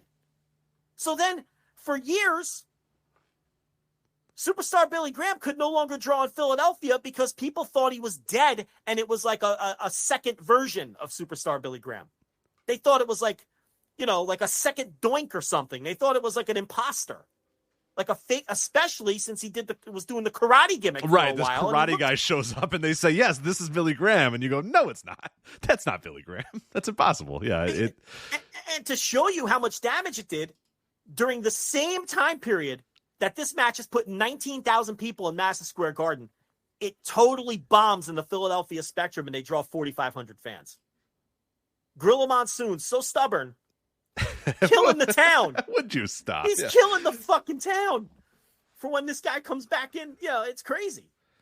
But yeah, so, you know, that was kind of his last big program. And it did draw better in MSG than it did anywhere else, which would stand to reason because he was a massive superstar in MSG just 10 years earlier. Yeah. And, you know, they were drawing on the nostalgia, but he couldn't go.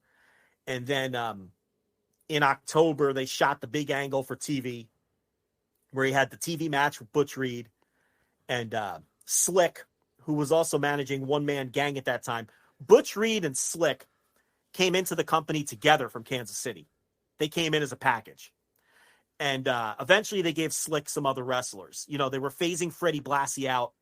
So at one point, they had Freddie Blassie and Slick co-managing the Iron Sheik and Nikolai Volkov, for example, as they were phasing Blassie out, because Blassie was too old at this point. You know, he had to come off the road, and he was older.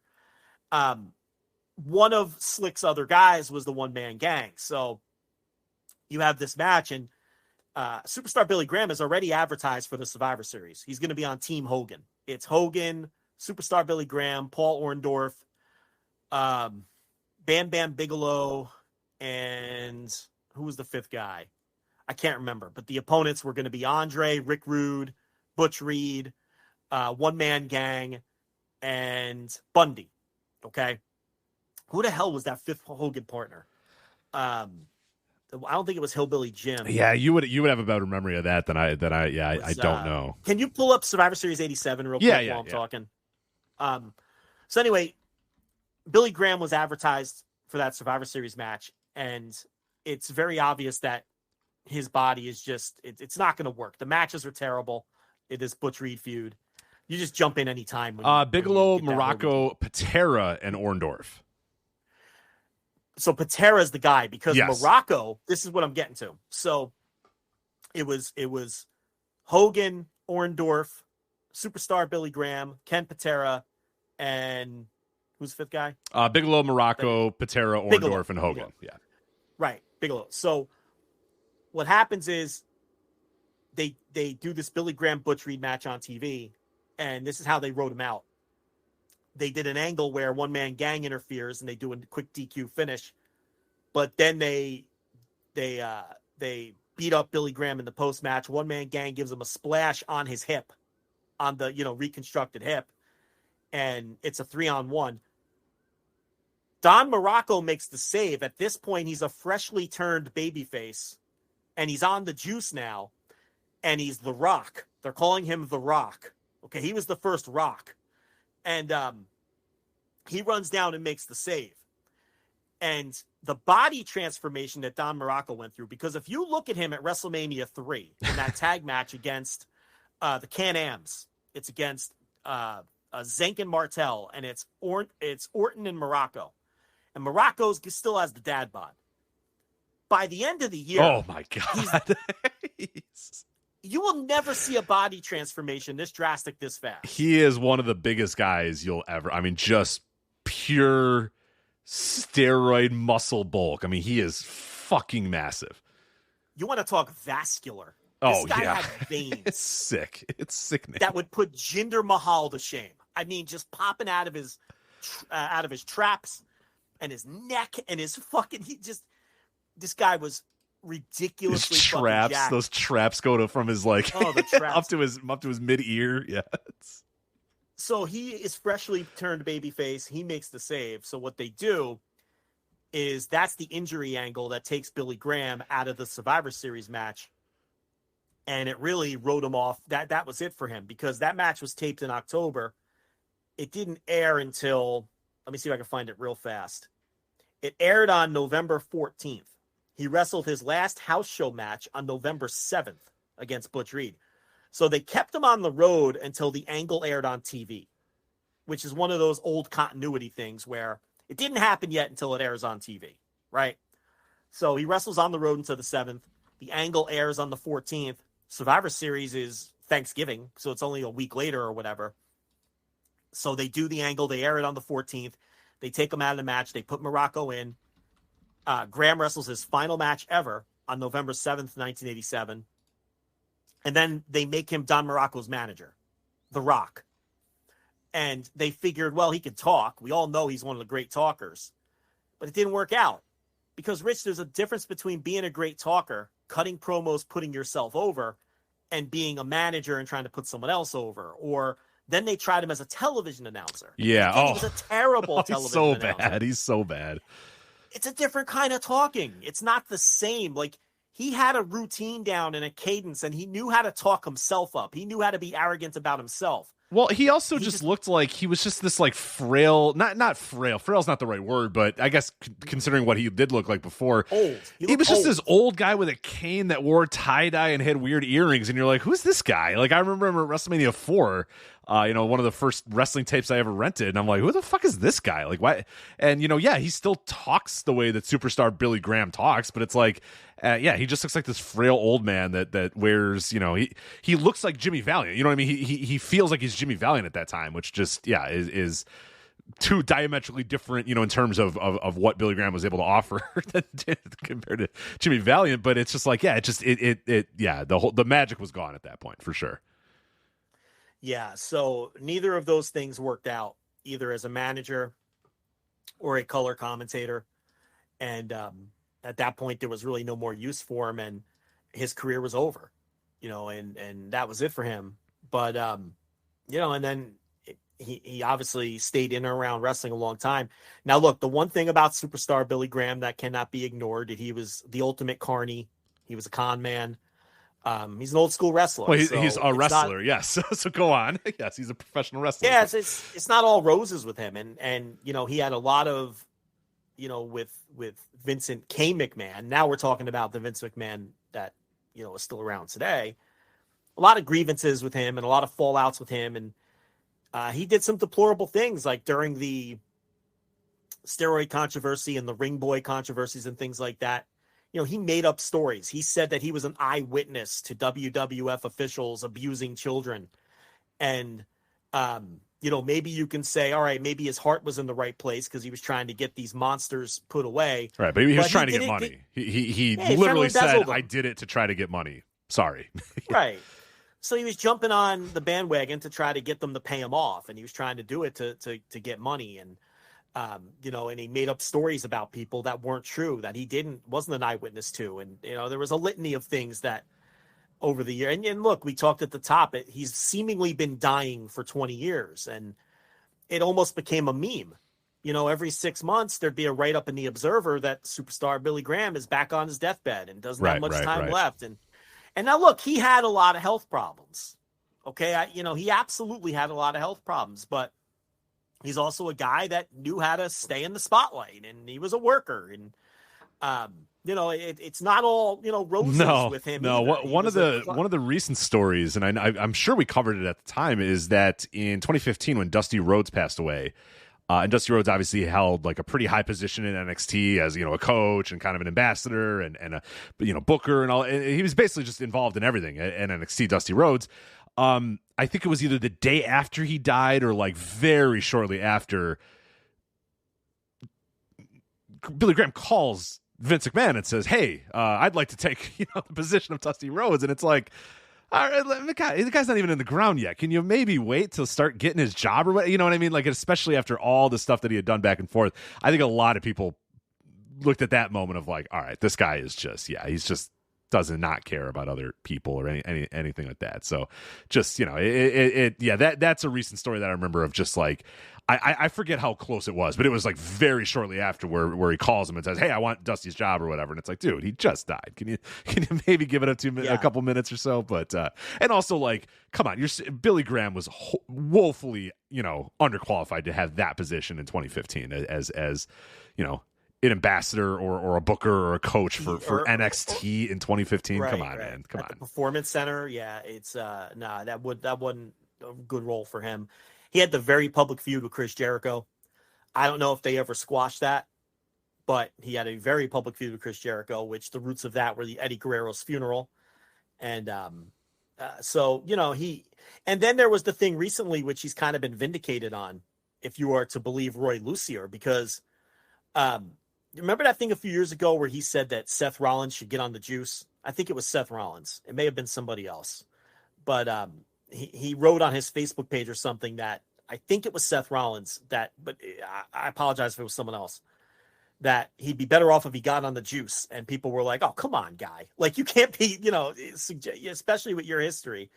But as it turns out, according to Roy Lucier, who would probably know, I mean, he recently came out this week and said that all of superstar Billy Graham's social media accounts, Facebook, everything else, were run by either some family friend or some family member, and Graham never endorsed or posted anything on those accounts and didn't even know how to use that shit and had nothing to do with it. They were just legacy accounts to keep his memory alive and to keep his legacy alive, that he allowed people to run and never paid any attention to them. And it wasn't superstar Billy Graham that was ever making those posts. So he kind of is off the hook for that one. That was kind of his last controversy in his life, because I think that was either a year or two ago that all went down. But advocating for these guys to all get on the fucking juice.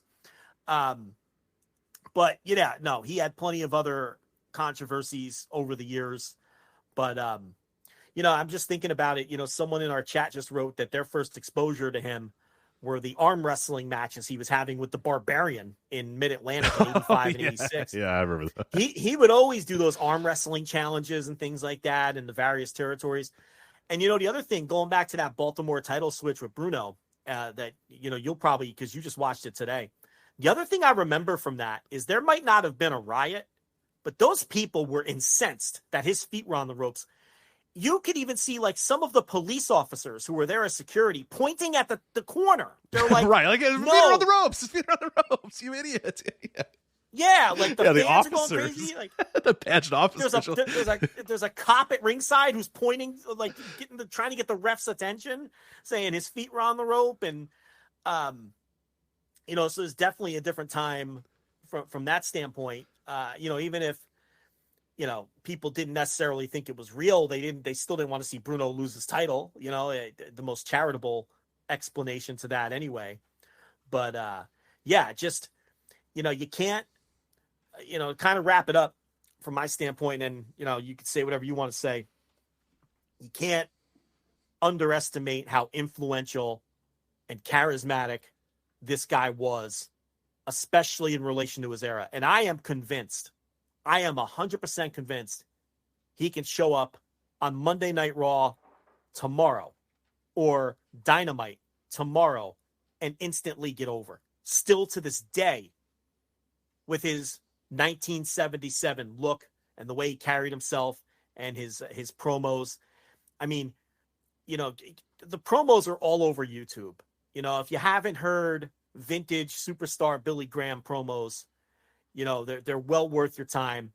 And he influenced everybody that, we talked about at the top, not just by his look, but even you hear so much Dusty Rhodes in his promos. You hear Ric Flair. I got a lot of the Dusty stuff. I didn't expect that today, but when I was listening to those promos, I was like, that's Dusty Rhodes. I was like, that was a revelation that I didn't have until today, kind of watching a lot of those promos. It's like, holy crap. Like, I knew about, the other guys, I know a little bit of the Flair, and I know obviously so many other guys after that. And I think Chael Sonnen in UFC used to use, a lot of stuff as well. Just kind of the promo cadence and the style that so many people use for the next, 40, 50 years, still used to this day.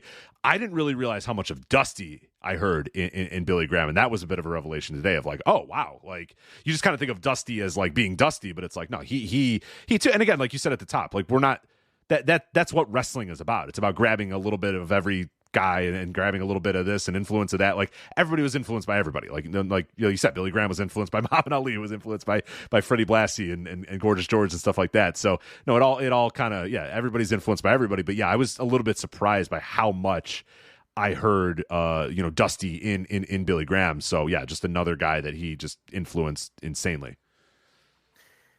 You watch this stuff and it's like I said, sometimes it's spooky because it's like, man, you forget. It's like, whoa, is this Hogan or Graham? And is this Billy Graham or is this Jesse Ventura? Or is this Austin Idol? Because all those guys that came after him, they just modeled his look, not just with their bodies, but right down to the tie-dye gear, right down to the balding blonde heads. It's like it's.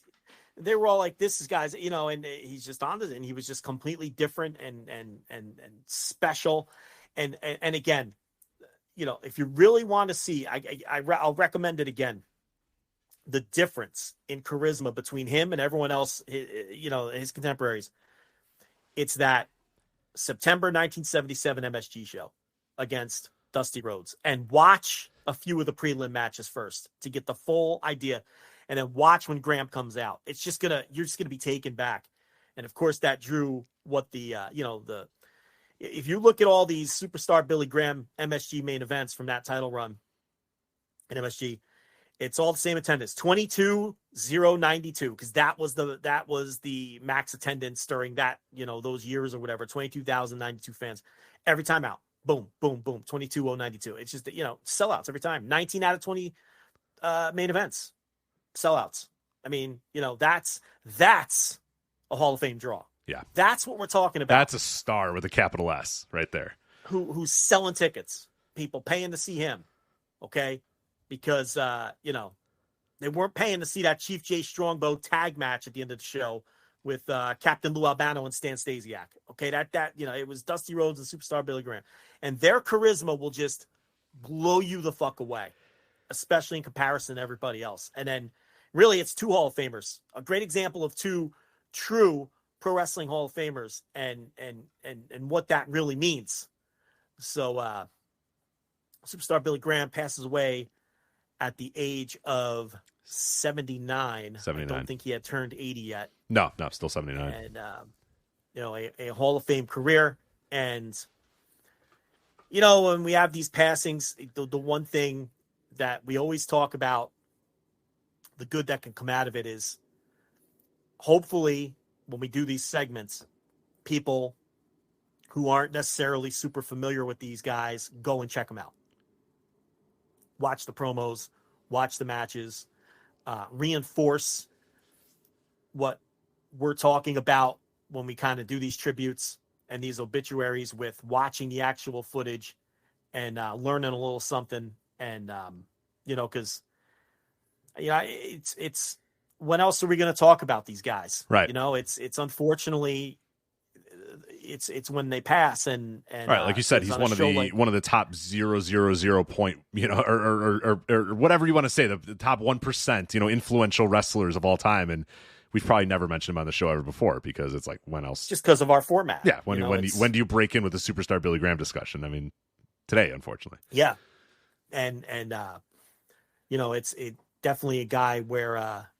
If you're interested in the history of wrestling and if you're a listener of ours, I would think that you would be to some degree, that, this is your chance to really dig in. And, I always do the same thing when these guys pass away. I reinvestigate them and look at their careers. And, man, I still been watching sheep herders matches from when Butch Miller passed away, on WrestleMania weekend. I still been working my way through a lot of that stuff that I had never seen before. And, I watched some Superstar Graham stuff today, not as much as I wanted to. Like I said, I'm going to go back and watch the Baltimore match again. And I'm going to watch, I've seen the Dusty Rhodes matches a million times. And in fact, I had just watched them recently because of the Cody stuff, which is kind of why they were fresh in my mind. And I used them as kind of my reference points today. Yeah. But I'm going to go back and watch some of his other ones. Am I looking forward to watching Superstar Billy Graham versus Ivan Putski? I mean, from a wrestling perspective, probably not. No, probably not. I mean, Ivan Putski's the absolute drizzling shits, but I'm going to go back and watch that. What was the bad one you watched today that you mentioned earlier? I watched the Bruno one. And then I watched, let me see what the other one that I watched. It was he was in Mid-Atlantic, and I forget who he was facing. It wasn't. I thought it was WWE. No. And then I watched the Bob Bradley one or whatever. That was terrible too. But that worked in terms of like a squash or whatever. Yeah. I forget what this Mid-Atlantic match was, but yeah, it wasn't any good. I mean, it's just like, but you got to get an idea what the guy was. So it hit play. There's a playlist on YouTube that does a pretty good job if you look for it, that had about 40 matches and promos, and I just hit shuffle on that and let it take me on a ride for a little bit. Yeah, the title reign in MSG, he wrestled Gorilla Monsoon. He wrestled Bruno a couple of times, actually, in MSG. He wrestled him in June of 77, again, 22,090. And then they came back with the same match in August of 77, again, 22,090. They did a double DQ the first time and then a no contest. Do you see how scared they were to beat Bruno in that building, even when he wasn't the champion? Yeah. So they wrap up that program. He wrestles Ivan Putski. You want to guess what that one drew? 22. About 22, yeah. I was going to say about 20 to 22,000, yeah. Then they do the Dusty Rhodes program. He wrestles Dusty Rhodes, as we talked about, in September and October. And remember, Dusty had worked with Graham in Florida previous to this, I believe. So there was, he and Graham went back to Florida for that big, whatever they called it, the Super Bowl of wrestling or whatever it was, where he wrestled Harley Race to the draw or the double count out or whatever the finish was that was the non-finish. And I don't remember the date on that one, but he did wrestle a champion versus champion match, NWA champion versus WWF champion in Florida against Harley Race. So, that's where Dusty Rhodes first got acquainted to Graham, years earlier in Florida, and then they had their matches in, and Rhodes is shockingly over in MSG in those matches for a guy who wasn't a regular in the territory or anything like that. He's fucking Dusty Rhodes. Because he's Dusty Rhodes, yeah. And they made him a polka dot guy. I still can't believe they brought that guy back and made him a fucking polka dot guy. But anyway, yeah. And you get over some way everywhere, then you're going to get over anywhere. You know what I mean? Then he had the match against Maivia, which did not sell out. 17,914. They did a Peter Maivia match, which was a bomb. And then right back to the sellouts. They brought in Mil Mascaris the next month, and they actually did Mascaris they did that in December of 77, and then that sold out. And they came back in January of 78 with a Mascaris match, and Mil not wanting to do the jobs, Rich. No, shockingly, I know no you're surprised way. by that. They he beat Graham in a weird DQ or something. the Mill, first time. I for one am stunned that Mill wouldn't do the JOB, but anyway. So they came back in January, and then Graham wins by DQ to wrap up the program. Thanks, Mill. Thanks for coming, Mill. You know, Mill's not going to lay down, and then February of 78 was the title change. Backlund again, sell out, 22,092 fans. Backlund wins the title. They come back the very next month, 22,092 fans, sell out, and Graham wins that one by some kind of bullshit referee's decision is what it's officially went down as. So do it again, right? So they come back in April with a cage match, Backlund and Graham. You can tell me the number, 22,092 fans for that one. And Backlund beats them. And then at that point, after the 3 Backlund matches, now Backlund's the guy, and they're moving Graham down the card, and he has the semi-main event match against Gorilla Monsoon. And then from there, it's just, he's still booked strong. He's still in the semi-main event spot, but the days of main eventing are pretty much over. Now, he did have a match against Bruno in October of 78, which technically I get because Backlund defended against Ernie Ladd that night. But let's face it, Bruno and Billy Graham was the main event. 22,111 fans, overflow, standing room only for Bruno Sammartino and Superstar Graham, non-title match in October of 1978. So, of course, he gets a couple more title matches against Bob Backlund and MSG. And remember, this is one building that we're talking about. These guys were selling out Philly, Baltimore, all these East Coast, Washington, D.C., the smaller, Boston Garden, all the smaller buildings in between as well. So, then he has a second feud with Backlund. I'm not going to go over all of them. They're all sellouts.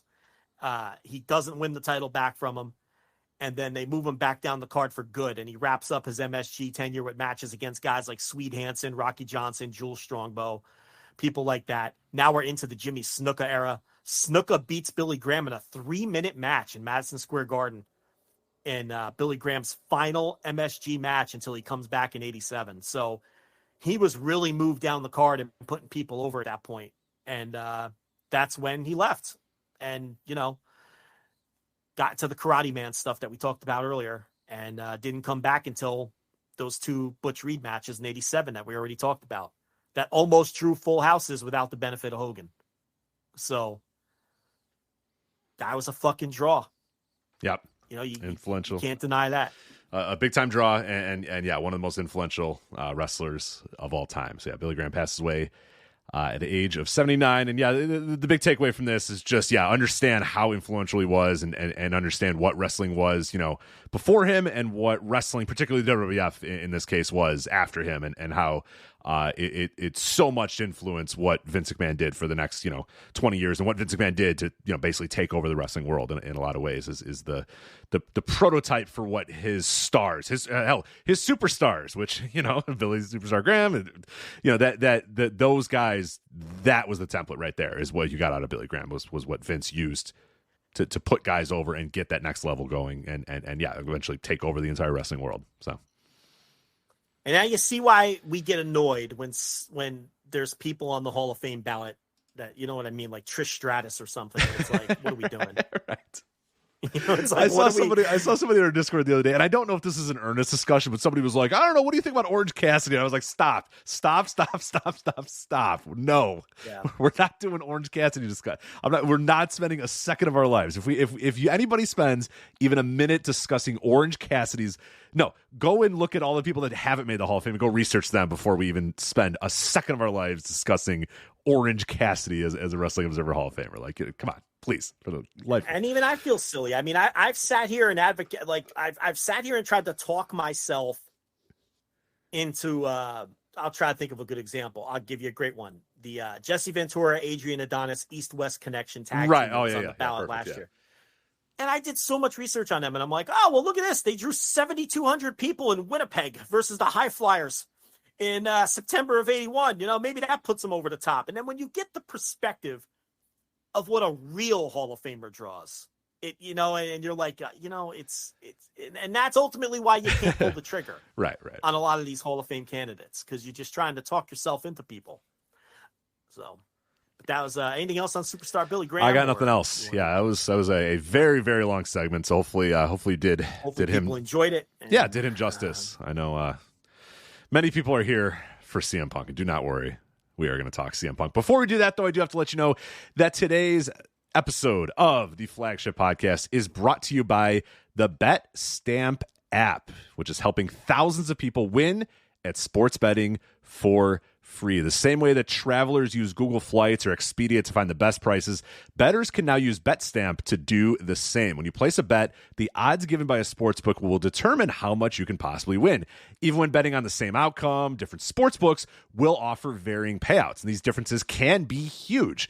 Thankfully, BetStamp allows you to easily line shop for the most profitable odds across all sportsbooks. You can click on any matchup you're looking. If you're watching NFL, you're watching NBA, you're watching NHL, whatever, click on any matchup, instantly see the different odds for different game lines, player props, and even futures bets. Line shopping is the simplest way to find an edge in sports betting and maximize your chances of winning long term. On average, BetStamp users win an extra $1,000 yearly just by line shopping. You can find the BetStamp app on the Apple iOS store, Google Play, or through our exclusive link, betstamp.app. That's .app, betstamp.app/VOW. And then to access all the benefits that you can get with BetStamp, make sure you sign up using the promo code VOW. That's promo code VOW. You'll start your journey to successful sports betting today. If you forget to use that code when you sign up, you can always enter the code in your BetStamp account settings afterwards. So check it out. That's BetStamp. That's BETSTAMP.app/VOW. Again, that's promo code VOW. Or find the BetStamp app on the Apple iOS store and Google Play. And we thank BetStamp for sponsoring this week's episode. All right, Joe. He's at it again. Where to begin with CM Punk? Where do we even start with this story? Because I think we gotta take this thing down to the studs and build it back up again. Because how do you even jump onto this thing? This is a runaway train that I'm not sure you can jump on at any point. I think we got to just start right at the beginning with whatever's going on here. Okay. So Collision we're announcing Collision today or yesterday. Can I jump in real quick? Yeah, please. I understand what you're going through, because when I did the Thursday Dynamite review, I must have restarted that recording a half a dozen times. And 20 things changed by the time you were done with your recording. Yeah, I love when I do audio and it's obsolete 3 hours later. That's always fun too. But I know what you're going through right now. How do you start? Where the hell do you start with it? I don't know. There's so many twists and so many turns. So All Elite Wrestling was a company formed by Tony Khan in 2019. I guess we got to start there. And then in 2021, they decided to sign CM Punk. That's like the airplane bit, you know. Tell me what happened from the beginning. Right. Well, first there were the dinosaurs, and they were big. Right. No, not that beginning. Right. But that's what, kind of we have to do that. So professional wrestling, George Hackenschmidt. I gotta watch Airplane again. I haven't seen Airplane. Oh, it's so good. It's still good. A lot of problematic jokes, though. The Wokes are not going to like that one, but yeah, no, it still rocks. Good. Absolutely rocks. Absolutely still rocks. Anyway, Kareem Abdul-Jabbar, just a masterful performance by him in there. Anyway, And Leslie Nielsen still. I watched Naked Gun again the other day, thinking like, okay, I liked this movie when I was like 11. Fucking so good still.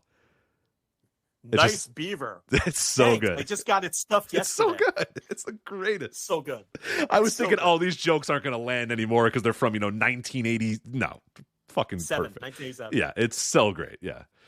Saw that shit in theaters as a child. Oh, I can't even imagine that movie theater at that movie. Yeah, one of the greatest of all time. So, all right. So CM Punk, you know him. He's a professional wrestler and he's currently employed by All Elite Wrestling. So obviously we have Brawl Out at last year's All Out, and then he goes away. He has a torn tricep anyway, so that's okay. He can go away. He can eventually come back one of these days, maybe. But anyway, we're going to announce this Collision show at the TNT upfronts, the Turner Warner Discovery upfronts, and everything is kind of aligning to what we thought was going to be the announcement that Collision was going to happen. CM Punk was going to be a part of Collision. And now we're going to announce, okay, we're booking this building and this building. Saturday, June 17th is going to be at the United Center. That's probably going to be his return. Then we're going to do this show and this show and this show. We're doing the Scotiabank Arena on June 24th. Like all this stuff. This Collision is basically going to be the CM Punk show. And we talked about that a couple weeks ago in terms of them sort of thinking, hey, this is probably the best way to bring him back. You can kind of keep interactions between him and the Bucks separately. Okay, this all kind of works. So we're all ready. We're all saying, all right, somehow, some way, they've moved mountains and Punk's back and it's all announced and it's all ready to go for Collision. So the upfronts happened yesterday and they announced Collision and they released a poster, and the poster's got Miro and Thunder Rosa and Andrade and Powerhouse Hobbs and Orange Cassidy and MJF on it. And we're all like, no Punk. Okay, maybe it's coming at some point. And then throughout the day, on basically an hour by hour, we could do beat by beat, hour by hour if we really wanted to. But somehow, in the course of the next 8 hours, we went from, okay, Collision's going to get announced, and we're finally going to find out about CM Punk and maybe the new TV deal. We find out about Collision. We go, okay, what's next? We hear nothing. We hear nothing. We hear nothing. And then CM Punk is at it again is the best way I can put it, because then we're posting on Instagram, we're throwing lobs back and forth at people, we're sending out feelers from our camps, we got news reports, we're just got total fucking chaos and total anarchy going on for the next 12 hours after this, to the point now where we're at this point, and we'll kind of retrace all the steps again. Where we are right now is we don't know. He has not been announced that he's coming back. They haven't announced that he's not coming back. Some people are saying that he will come back. Some people are saying that nothing is in jeopardy. Some people are saying everything's in jeopardy. All we know is Collision's announced. It's going to be a new Saturday night show. The show is going to take place on June 17th, the first show, but we don't know where it's going to take place just yet because we're going to announce that next week on Dynamite. We know where the next 5 weeks are going to take place. That's not a problem, but we don't know where the June 17th one is going to take place, which everybody all kind of knew already was the United Center. But I guess now it might not be the United Center, Joe. And then there's Ace Steel, and he was hired secretly, but not really. Chris Jericho meetings, Brian Alvarez, David Bixenspan. We can go 1,000 different directions. I'm just trying to keep it to the most basic things, and then we can kind of go a bit by bit here. But what else do we need to add to this, and what else can we kind of tell about this story and get to wherever the hell we're going to get to, whatever next week, when I guess we're going to find out finally one way or another whether the show is going to be in the United Center, which it probably will be if you've already booked the building, and if CM Punk's going to be involved in any way in the show moving forward. So I don't know. How the hell do we discuss this? Well, I'm glad you had to set that up this time instead of me. And it doesn't make any sense. If you don't know what's going on and you just heard me talk about it, it makes no fucking sense. Okay. And I didn't even give you the juicy stuff. I didn't give you the Instagram post and the Brian Alvarez We'll thing. get into that. Yeah, we'll get to that. I'm just trying to give you the 10,000 feet view of here's what's happening in AEW with CM Punk. We'll get to the messy drama later. What I heard yesterday afternoon, because I poked around like everybody did, was that this was in the middle of all of the drama, was that, according to the people that I heard back from, that as far as they knew, nothing was changing in terms of Punk being in Chicago on the 17th, and that was still the plan and still on the books. Then an hour later, Sean Ross Sapp, and I put that on our Discord. I didn't make it a news post or anything on the site because it wasn't like an official scoop. It's just stuff I heard. I heard back from people, and they casually told me, look, we don't think anything has changed. We think he's still going to be there on the 17th. So an hour later, Sean Ross Sapp put out his big report on the happenings of the day. And this was after, I believe, the Mike Johnson report that we'll get to, that basically corroborated what I had heard, because Sapp also heard that not necessarily that Punk was definitely going to be there, but that nothing has changed. And I think that's an important distinction to make. No plans had changed based on the events, the wild events of Wednesday, which was the same thing that I heard. And I really don't think that we were talking to the same people. I don't. Little behind the curtain. I talk to Sean Ross Sapp now and then, and I don't ever get the impression that we have the same people that we talk. He has way more sources than I do. Like, it's not even close, because that's what he does. He does news. News is like our fifth thing that we do here. News is the number one thing that he does. He has much wider and deeper sources than we have. And I genuinely don't think that he speaks to the same people that I speak to. And we came to the same conclusion, not the same conclusion, but we were told the same thing, that nothing had changed in regards to the 17th with Punk. So my interpretation of what I was told and what he was told and reported was that maybe Tony Khan wasn't comfortable with Punk's name being on the release from WBD because that wasn't official yet in kayfabe. Punk's return had never been announced on TV, and maybe that was something that Tony wanted to do on TV, as opposed to that cat being let out of the bag in a press release, right? And that all makes sense. But there's some things here that don't add up, okay? There's the weird thing that Tony Khan said last week that said, stay tuned to TNT after Dynamite. Well, nothing ever happened this week on TNT, and it was never made reference to this week either. There was the fact that Punk was scrubbed from other promotional materials that weren't the press release. The poster. Yeah, everyone said the poster. He was where MJF is right now, that was Punk before. And somebody was told, hey, change that poster up. Punk out, MJF in. And then there's the Ace Steel stuff. Right, it started to float around dark Twitter, but then quickly came to the surface instantly, and everybody was talking about it out in the open, that something was going on with Ace Steel. And the only reason anyone even started thinking about that or investigating it or looking into it is because Warner Brothers Discovery took Punk's name off of that press release and released a new version of it without Punk. That raised red flags for everybody. And everyone said, whoa, that's something. Right. And for people that don't know, like, some people in the TV media got a press release that said CM Punk, returning and one of the stars of AEW Collision, all that sort of stuff. We all didn't see that. The wrestling media didn't see that, but a few people got that and then immediately got a retraction. Oh, hey, whoa. Here's the actual press release. And there's a new press release. Right. And it didn't have Punk on it. Right. So Comic Book, which is a site, and I believe it was Connor Casey. Yeah, Connor Casey, comicbook.com. He got the first quote out of WBD, which was something along the lines of, and I'm paraphrasing, CM Punk is not officially part of Collision. Now everybody is like, right. Like, hold on a minute. What's going on here? Reach out to some fucking sources and see what's happening. Then the Ace Steel stuff starts to bubble. Mike Johnson puts out his report. So I have the whole Mike Johnson report here. It's pretty easy. I can probably read it all if you want me to. For it. Okay. Yeah. So here we go. It's from Mike Johnson, PW Insider. Quote, for those, and this is published on, we have to do like hour by hour things with this, May 17th, obviously, it's 1706.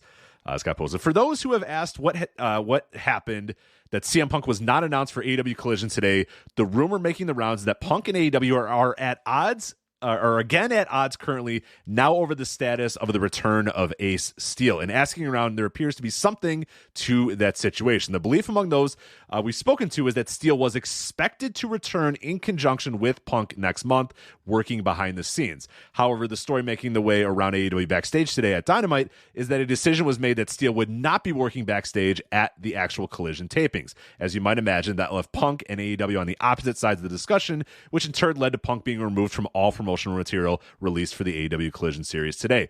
One person believed MJF replaced Punk in the promotional graphic for the series, but we haven't been able to confirm that. But I think other people did say that. So we do know that Impact Wrestling sources noted today that they had interest in bringing in Ace Steel for a tryout, and when the invitation was passed, on several weeks ago, their belief was that meant he was either AEW or WWE bound. So the timing fits that a return was on the table for Ace Steel. So I can tell you that in the time that people started chattering about Ace Steel on Twitter and Mike Johnson put out his official report, I had multiple people hopping into my DMs and my text messages, and I got the same story from a couple of different people, which was the following: that on Tuesday, not Wednesday, but on Tuesday, Tony Khan and CM Punk had a very unpleasant discussion / meeting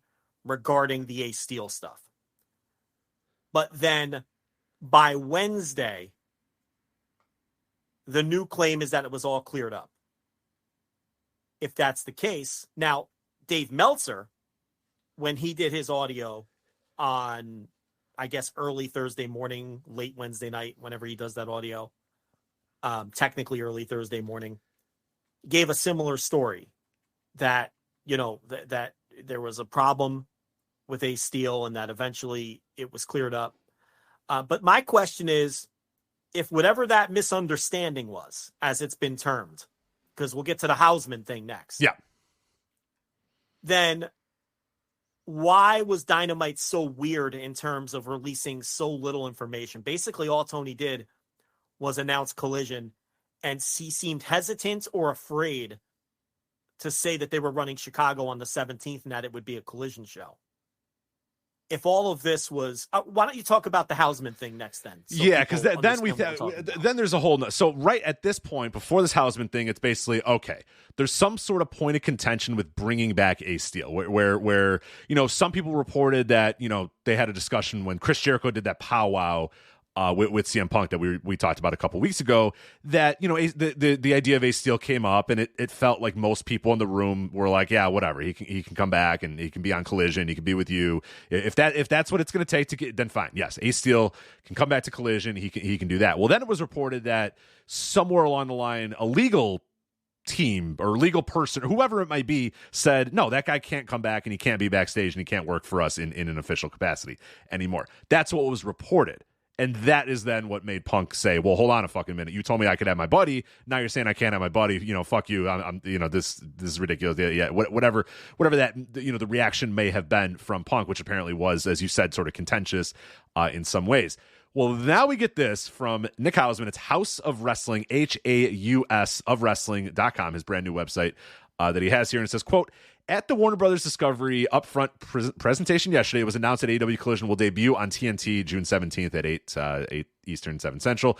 The new 2-hour live pro wrestling show will feature top names like Samoa Joe, Miro, Thunder Rosa, Powerhouse Hobbs, Andrade. One name that the show isn't promoting as of yet is CM Punk. Punk's return to AEW and the inclusion in the Collision roster have been buzzed about in pro wrestling circles for weeks now. When Punk wasn't announced as part of the show yesterday, it reportedly caught some within AEW by surprise. In the wake of CM Punk not being announced, speculation began to circulate. There were legitimate issues between the former WWE champion and AEW.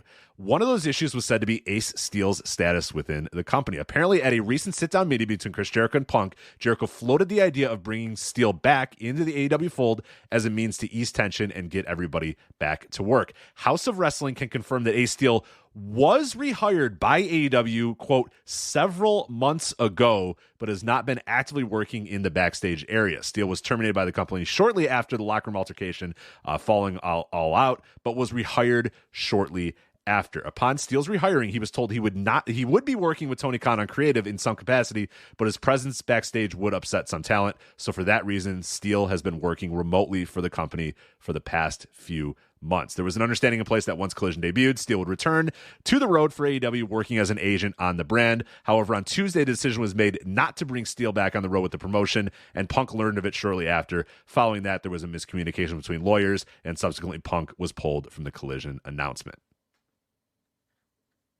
Yeah, so we'll get back to Hausman. Basically, what Meltzer said on his audio was that Punk's return was going to be announced at those Warner Brother Discovery upfronts. The graphics were made, so that corroborates the idea that the graphics were changed.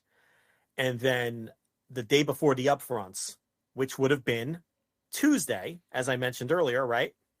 That's when Warner Bros. Discovery was told to scrub Punk from everything. And they obviously did, with the exception of the press release, where his name was still, and that's what opened up this entire can of worms. Meltzer went on to say that Mike Johnson's PW Insider story was, quote, pretty close to the reality of what happened. And Dave says he knows this because he was told directly, and his exact quote was, the only people who knew the Ace Steel story were Tony Khan, Ace Steel, and CM Punk. And the only reason that Dave became privy to it is because, quote, certain people I know that are on a certain side that never talk to me except that they do, end quote. So what Dave is saying there is, once again, the quote unquote Punk camp. And I genuinely don't think that means CM Punk himself filled Dave in on what was going on with the Ace Steel stuff. And Dave basically said what Mike Johnson reported was accurate. And then we got this report from Hausman, which was a bigger bombshell, which was that Ace Steel had been hired back ages ago. But the idea that he can't be at the shows is the point of contention for Punk. Or was the point of contention on Tuesday, which allegedly then got worked out on Wednesday, correct? Yes, because it does say the next line in this Hausman report says, that said, Punk is still with AEW and it sounds like he is motivated and wants to help the company growth however he can. Punk's relationship with Tony Khan also appears to be on sound footing with no issues between the two men and communication remaining open. So there you go.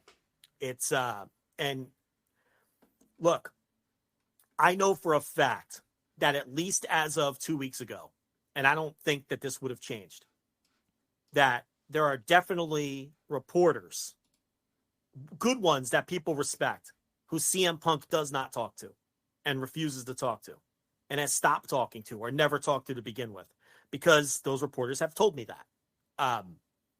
Obviously, I'm not going to say who that wouldn't be right for me to name them.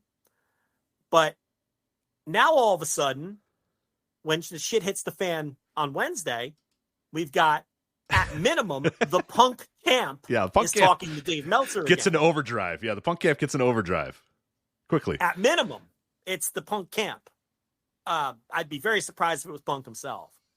But there's a very good chance it was Punk himself who talked to Nick Hausman. Or at minimum, people super, super close to Punk. Because the Nick Hausman piece was endorsed by the backup Hangman, who is one of the guys with Wrestle Purist or whatever. And that guy has a running dialogue with CM Punk. And the reason that I know that is I don't even think it's much of a secret, because that backup Hangman guy talks about that in his group chats that have 25, 30 people in them. And I'm sure he's smart enough to understand that him talking about his running dialogue with CM Punk isn't going to stay contained to those 25, 30 people. People are going to screenshot that stuff. They're going to talk about it to other people. He's even posted screenshots of conversations he's had with Punk in some of these group chats. I've seen them with my own eyes. So that backup Hangman guy endorsed the Nick Hausman piece and said, this is the most accurate representation. I don't know what the exact tweet says, but it says, this is the most accurate representation of everything that went down yesterday. And he would know because he has a running dialogue with Punk. So that tells me that it was either Punk or someone super, super close to Punk who knows exactly what's going on, because a person that Punk has a running dialogue with, who's basically Punk's public mouthpiece, endorsed the piece. So the Hausman piece is obviously accurate, or it's the version of events that Punk wants out there. That's what I was going to say. It is accurate to one side of the story because the other side isn't saying anything. So yes, is it accurate? Yes, but the entire offensive is coming from the Punk camp. Right. So at minimum, it's the version of events that the Punk camp wants out, because it was endorsed by someone who has a running dialogue with Punk. So, at maximum, it's what went down. But here's the thing. It matches up with what I and Sean heard, that Punk is going to be there on the 17th and that things were smoothed over on Wednesday. right? Correct? You're looking at it right now. Right. It says that, right? Yeah. So that leads me to believe that maybe, you can't completely be non-cynical when it comes to this stuff, because it's very obvious that the Punk camp was carpet bombing many different media sources yesterday. We know for a fact because Meltzer essentially said so, that they talked to him. And we can reasonably deduce that that's who talked to Nick Hausman based on the evidence I just laid out. So the Punk camp was working feverishly to get their side of things out. I don't know who Sean Ross Sapp heard from. I don't even know if it was Warner Brothers people, whether it was AEW people. I'm not going to speak for Sean. I can tell you that I heard back from people close to AEW, and they're not, quote unquote, the Punk camp. Anyone that I heard back from. And I didn't hear back from one person who thought Punk blew it up and he's not going to be there. They were like, as far as we know, he's going to be there. Now, do you think the Connor Casey, the comicbook.com thing, talking to Warner Brothers and them saying CM Punk is not involved with Collision, is that just them doing a solid because they were told, hey, don't get this thing out here? Because that one I come back to, that the one story that I know didn't come from the Punk camp is CM Punk has nothing to do with Collision. But that could just be press guys there, not necessarily, either not knowing or being told at the time that they were asked, hey, take this guy off of everything. He's out of the promotions. You get him out of the press release, get him out of the graphics, get him out of that sort of stuff. Are they just doing a solid to Tony and saying, oh, well, this guy wants to announce it on his own? Fine. Okay. You see what I'm saying? Like, that's the only thing that's not from the Punk camp. And it's their understanding is that he's not involved at all.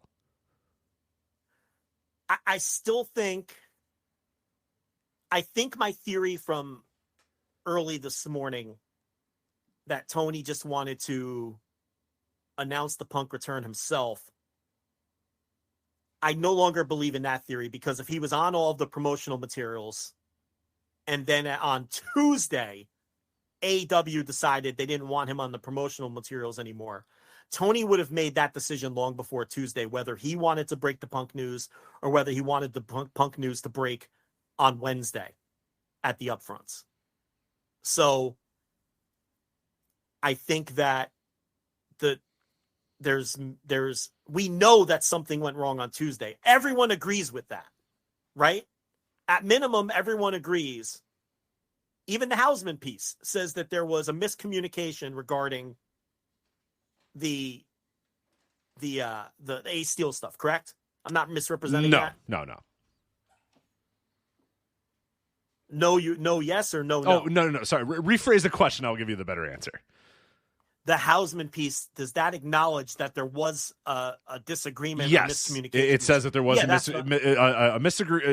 disagreement. Lawyers got involved, and yada yada, whatever. But the last line says, Punk's still all in, and everything's still good, and everything's fine. So right. So what I'm saying is, at minimum, everyone agrees that something got fucked up on Monday or Tuesday.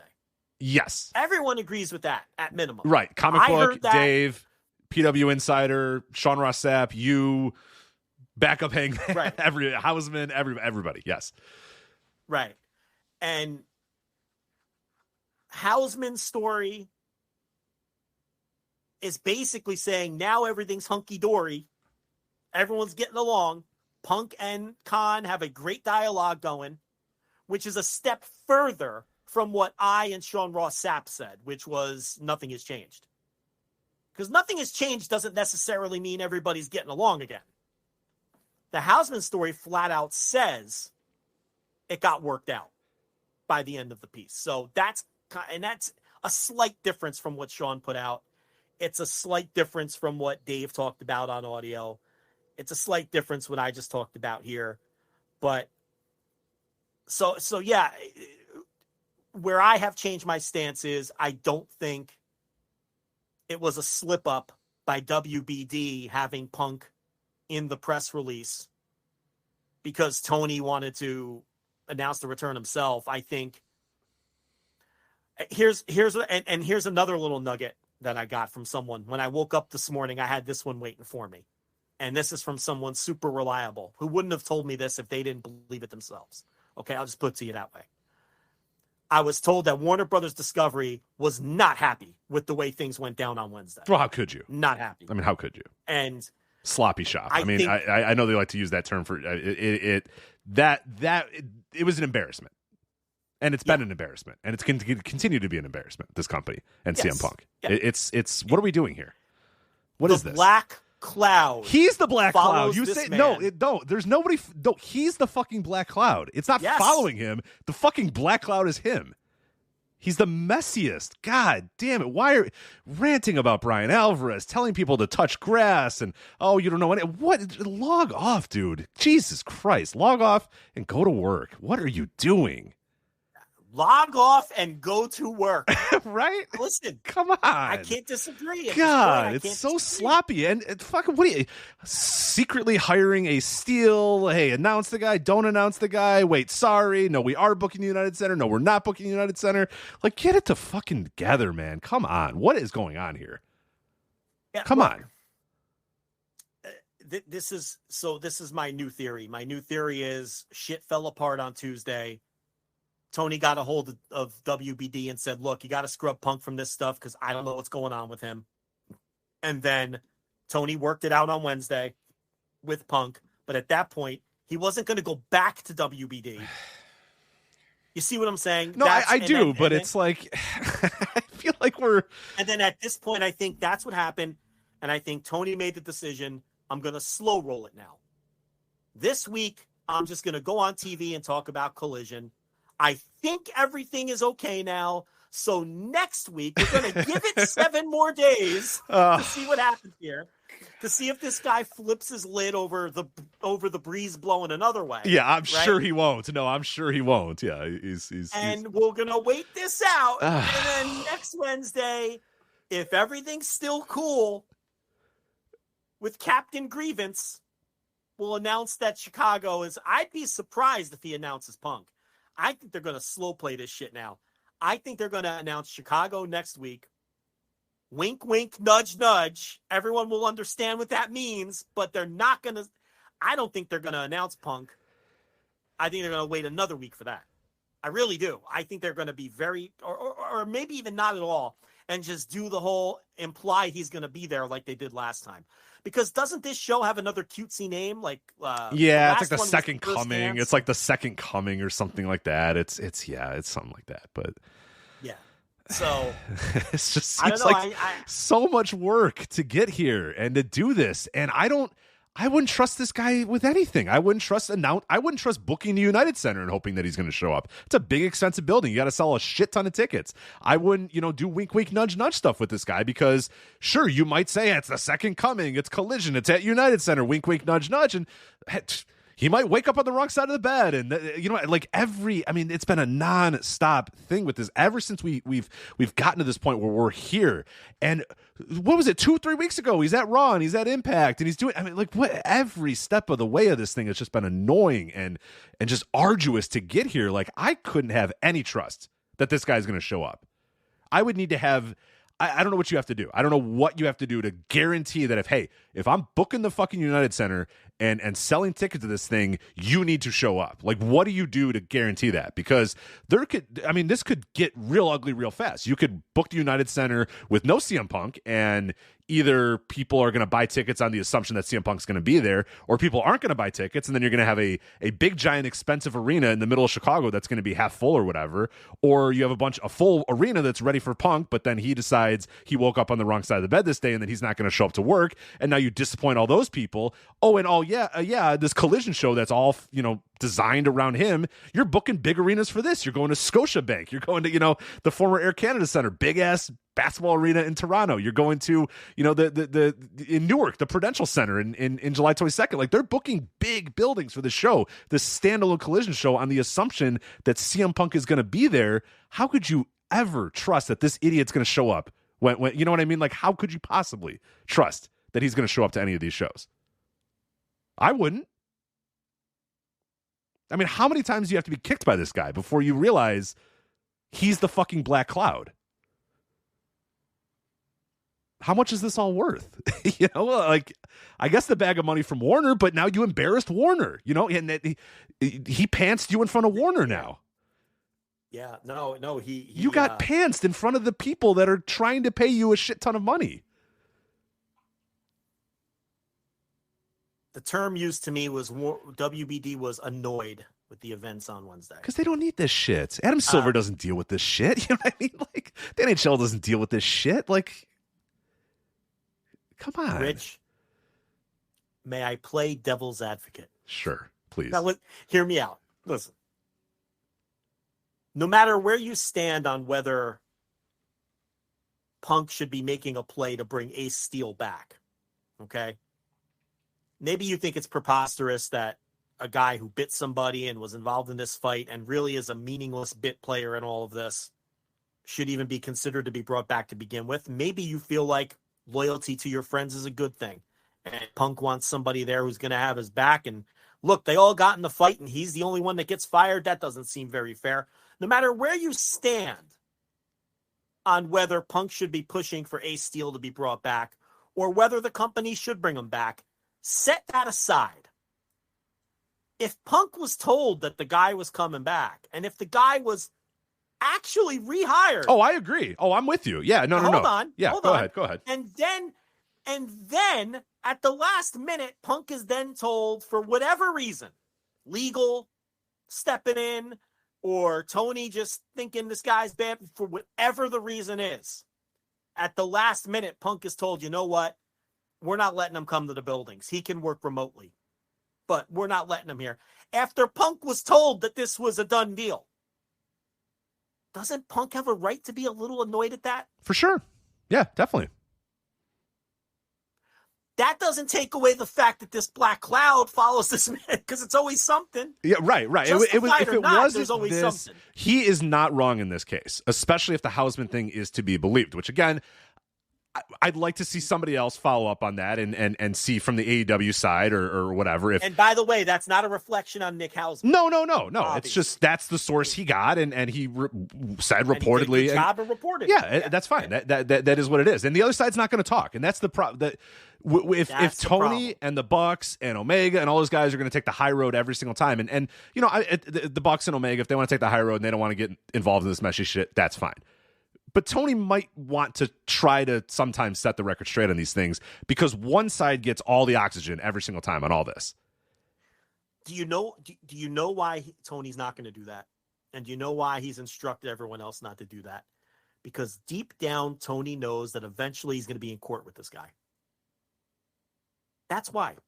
Deep down, he knows that too much shit is going to be thrown into this fan at some point, and it's truly all going to break down and fall apart. And he's not giving him a fraction of anything to work off of in that scenario. That's why, Rich. And that's why he's not going to defend himself. And that's why the Punk camp is going to be able to get their messaging out with no counter messaging ever. Okay? Which is funny because the other side gets accused of doing exactly what the Punk camp does. The Bucks never say anything to anybody, and the Punk's camp just constantly says, "Oh, the Bucks are in everyone's pocket," and it's like. And the Punk camp is the side that's telling everybody everything. And listen, it might be the truth. Right. It might be, but yeah, they just love getting their side of the story out. And like we said, they assembled, man. They got ready. I don't know how they do this, but man, the second any little rumbling started, it was like, the guys running to the gun, the gun rack and, cocking the shotguns. All right, let's go. Hey, listen. We know they went to Dave. Yes. We strongly assume they went to Nick. And I have reason to believe that they're the ones who went to Mike Johnson because, first of all, why wouldn't they have been? Second of all, why did CM Punk lash out at Brian Alvarez when Mike Johnson – hold on. When Mike Johnson was the one who reported it? Because obviously it would stand to reason that they were the ones that gave Mike Johnson the story. Otherwise, he would have been mad at Mike Johnson. Instead, he's mad at Brian Alvarez over stuff that Brian Alvarez said on Wrestling Observer Live, which, by the way, ended up being true. Everything Brian said on Wrestling Observer Live ended up coming to pass the next day. Brian was ahead of it. So he lashes out at Brian for allegedly starting rumors, And he does so with a 17-year-old email. About Maria Kanellis. Who is this person? The Black Cloud is who it is. So he's trying to discredit Alvarez. Yeah. But it was Mike Johnson who put the story out. Yeah. But everything Alvarez said on Tuesday or Wednesday, whatever day, it may have been Wednesday. I think it was the Wrestling Observer Live from either Tuesday or Wednesday. Ended up coming to pass and I think it was Wednesday because yes. it was ended up coming to pass and being true. Yes. So maybe that's why he's annoyed. Probably. Because he didn't go after him necessarily for what he said about any of this. No, now he's gone into. He said 17 years ago. He's gotten into Phil Brooks mode where he's going, all right, motherfucker, let's talk about you and me and 17 years ago. It's like, oh God, on a day when they were supposed to announce this Collision show at the Warner Brother upfronts and maybe a new TV deal, this is what we're talking. You know what I mean? Like, this is what the story was.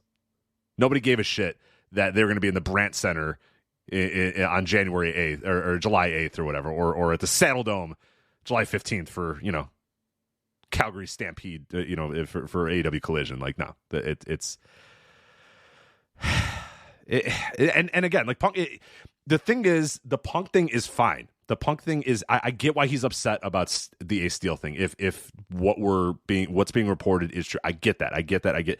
But if it wasn't that, it was just going to be something else with this guy. You know what I mean? Like that's where I'm at with this is like, I just don't, if you're AEW and you're Tony Khan, like how many times you have to get pantsed by this guy until you eventually just say, you know what? It's not worth the trouble anymore. And it's like Alvarez said today on Wrestling Observer Live, this is the same game that Dax was playing, coming after, trying to discredit media, saying that the media is slanted and biased and they report false rumors. Yeah, that's funny for guys that are such lefties. They anyway, go on. And it's the same game repeating again. And we called out Dax for that at the time, and I did very strongly. And it's straight out of a certain playbook to scream about fake media. Yeah, that's what I'm saying. For guys that talk about workers' rights and how leftist they are and all that sort of stuff. Yeah, they sure are following someone else's template. And I got to tell you that it's very.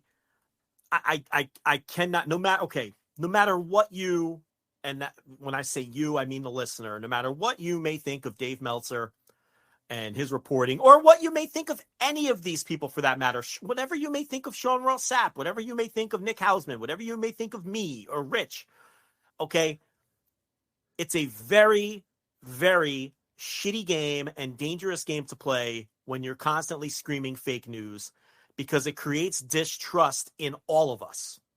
And let's leave us out of it. We don't even really do news. But it creates distrust in reporting and media at large. And that's the goal. That's the goal. And this is what I was trying to say about Dax all that time. When he was slagging off on Alvarez and Meltzer, and when he was doing his podcast and starting shit and constantly coming out and constantly talking about how, all his Dave and Bryan shit. What that does is it doesn't just damage Dave and Bryan. It creates dissension among people where they're distrustful of media. It's straight out of the fake news playbook. That's what it is. And it sucks. And they're winning. They're succeeding. And it's a shame. And you're seeing more and more of this of, I don't trust it unless this person says it.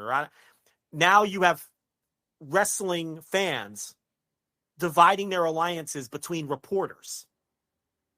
And it's bullshit. And it makes everybody's job harder. And it makes the simple reporting of news more difficult. And when everyone is more distrusting of the news that they're hearing. When I can tell you that people like Dave Meltzer and Sean Ross Sapp always have the right intentions. Are these people, is Dave Meltzer perfect? Of course not. Dave Meltzer got duped with the Dragon Gate thing. And I promise you, I know more about that than anybody on this planet. That is a guarantee. And Dave Meltzer got duped on the Dragon Gate thing. And Dave Meltzer has other faults. And there's no question about it. But it's this intentional this intentional sort of strategy to create distrust in the wrestling media. It's bullshit. And that's what that side does a lot. And it's something that unfortunately they're getting away with. And it's shitty. And really, they're not the only ones. Eric Bischoff plays that game. You know all the usual cast of characters. Yeah. It became a whole cottage industry of this, and yeah, it sucks. It really, really, really sucks. It does. And Dave Meltzer isn't perfect, but he has the best intentions when he reports this stuff. Does anyone get everything right? No. No one gets everything right. And anyone credible will admit to you that no matter how hard they work, no matter how much vetting they do, you're going to get some things wrong.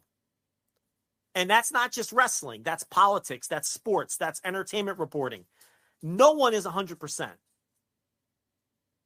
Okay? But to say that Dave Meltzer is in the bag for certain people or doesn't have the best intentions in what he does, even if he's not perfect, is bullshit. And people who say that about Sean Ross Sapp, it's bullshit. They're trying to do their best. And I don't believe that these people have agendas. And I think it's actually nonsense to say that any of these people have agendas. And it's just, and to me, that may have been what Punk was doing yesterday with the Brian Alvarez stuff. Kind of deflecting from everything, finding an enemy to pick on. And, because he knows him or his people were talking to other sources. So discredit someone who had it nailed. Maybe because you don't want that version out. I don't know. That's how it starts. And even more funny, probably talking to Brian's co-host and website co-owner Dave at the same time. Yeah. Well, maybe which again just speaks to your saying that it's more about poisoning the water than actually, any real upset or any real anger. It's just I want to breed discontent with wrestling media. Oh, they don't know anything. As he's there talking to Dave, talking to Nick Hausman, talking to these guys. You know what I mean? Like that's it. Or when I'm saying him, I don't mean maybe him specifically, but his camp or whatever. It's just like it's like at the same time you're also turning around and talking to that same guy, but you want to scalp, so you tell your the masses that want Brian Alvarez, it's all you're trying to do is poison the well, and it's, maybe he didn't like the version of events that Brian described because they didn't come from him. Sure. So who do you go after on that day? The person who may have shared stuff that didn't come from you. You don't go after Mike Johnson, maybe because it came from you. You don't go after Nick Hausman because maybe it came from you. He didn't go after Dave yesterday because, we know it came from him in that case. So, maybe he didn't like the way Brian framed it because Brian got his information from someone else. And, it's just, it's a proven winning playbook, unfortunately. Because we've seen it on a much wider and more important scale play out. That's all I have to say about that. Well, and I've been warning people about this shit for months. Yep. Because I saw right through it from the beginning with Dax. It's also a problem with aggregation as well, because I think a lot of people, you said right there that, Punk actively talks to back up Hangman and people at Wrestle Pierce and all that sort of stuff. And a lot of people said, oh, well, there was a clip of Brian from Wrestling Observer Live that got, kind of clipped and edited. And maybe that's what Punk saw and that's what got him upset, which is like, probably, yeah, that seems logical. I doubt he sat down and listened to the whole hour-long show with Mike Sempervive and Brian Alvarez on Wrestling Observer Live. He probably got fed a 30-second or a minute-long clip or whatever and got his anger out on that. You know what I mean? And took came across his timeline from an aggregator. Mm-hmm. From whatever aggregator clips. Hell, it may have been F4W themselves, because I know they aggregate their own stuff and put it up on YouTube. Yeah. I don't know. I don't know where the source. I'm not involved in. I luckily don't get involved in a lot of that shit, so I don't know. But yeah, I'm sure it was something like that. And that's what a lot of people said was, oh, hey, maybe it was this video. And I played the video and it was like bits and pieces cut to be as salacious as possible. And it's just this endless fucking cycle of shit. God, ugh. aggregation is the lowest form of media. Yeah, You know, it sucks. I will, you know, it's the lowest form of media. So, but it's the easiest and lowest form of media is what it is. Yeah, easiest path towards relevancy and engagement. And so, yeah, where are we at now? I guess we're going to wait till next week. We're going to kick the can down the road for 7 more days. And where we're at is everything we just talked about will be by the time we record this, Punk will get mad about something else. Yeah, right. A leaf will hit him weirdly, and then he'll get upset about something, and then we'll just. It's just and I don't want this to be us. I'm not 100%. I'm not putting this all on Punk, by the way, for the record, and I've tried to make that very clear. I think AEW needs to get their shit together too, one way or another. Because this is clown college. You know what I mean? What we're doing here, it's sloppy shop stuff. And Warner Brothers is noticing it, like you said. You want that company, that conglomerate to give you a big check, right? And this is what they're going to give to this thing? As annoying, you know what I mean? Like, I could see that side being like, all right, I mean, I don't know if we want to give you guys $1 billion, you know? It's messy, Rich. It's very messy. It's like, oh, we're doing our upfronts. Let's announce this guy. No, wait, don't announce that guy. Change the graphics. Change the. It's like, oh, Jesus Christ. All right, what? You know, you're gonna get back to the thing. You're gonna get back to the thing that happened. They see all the senseless drama too. Yeah, right. They see it. I'm sure they see all of that. And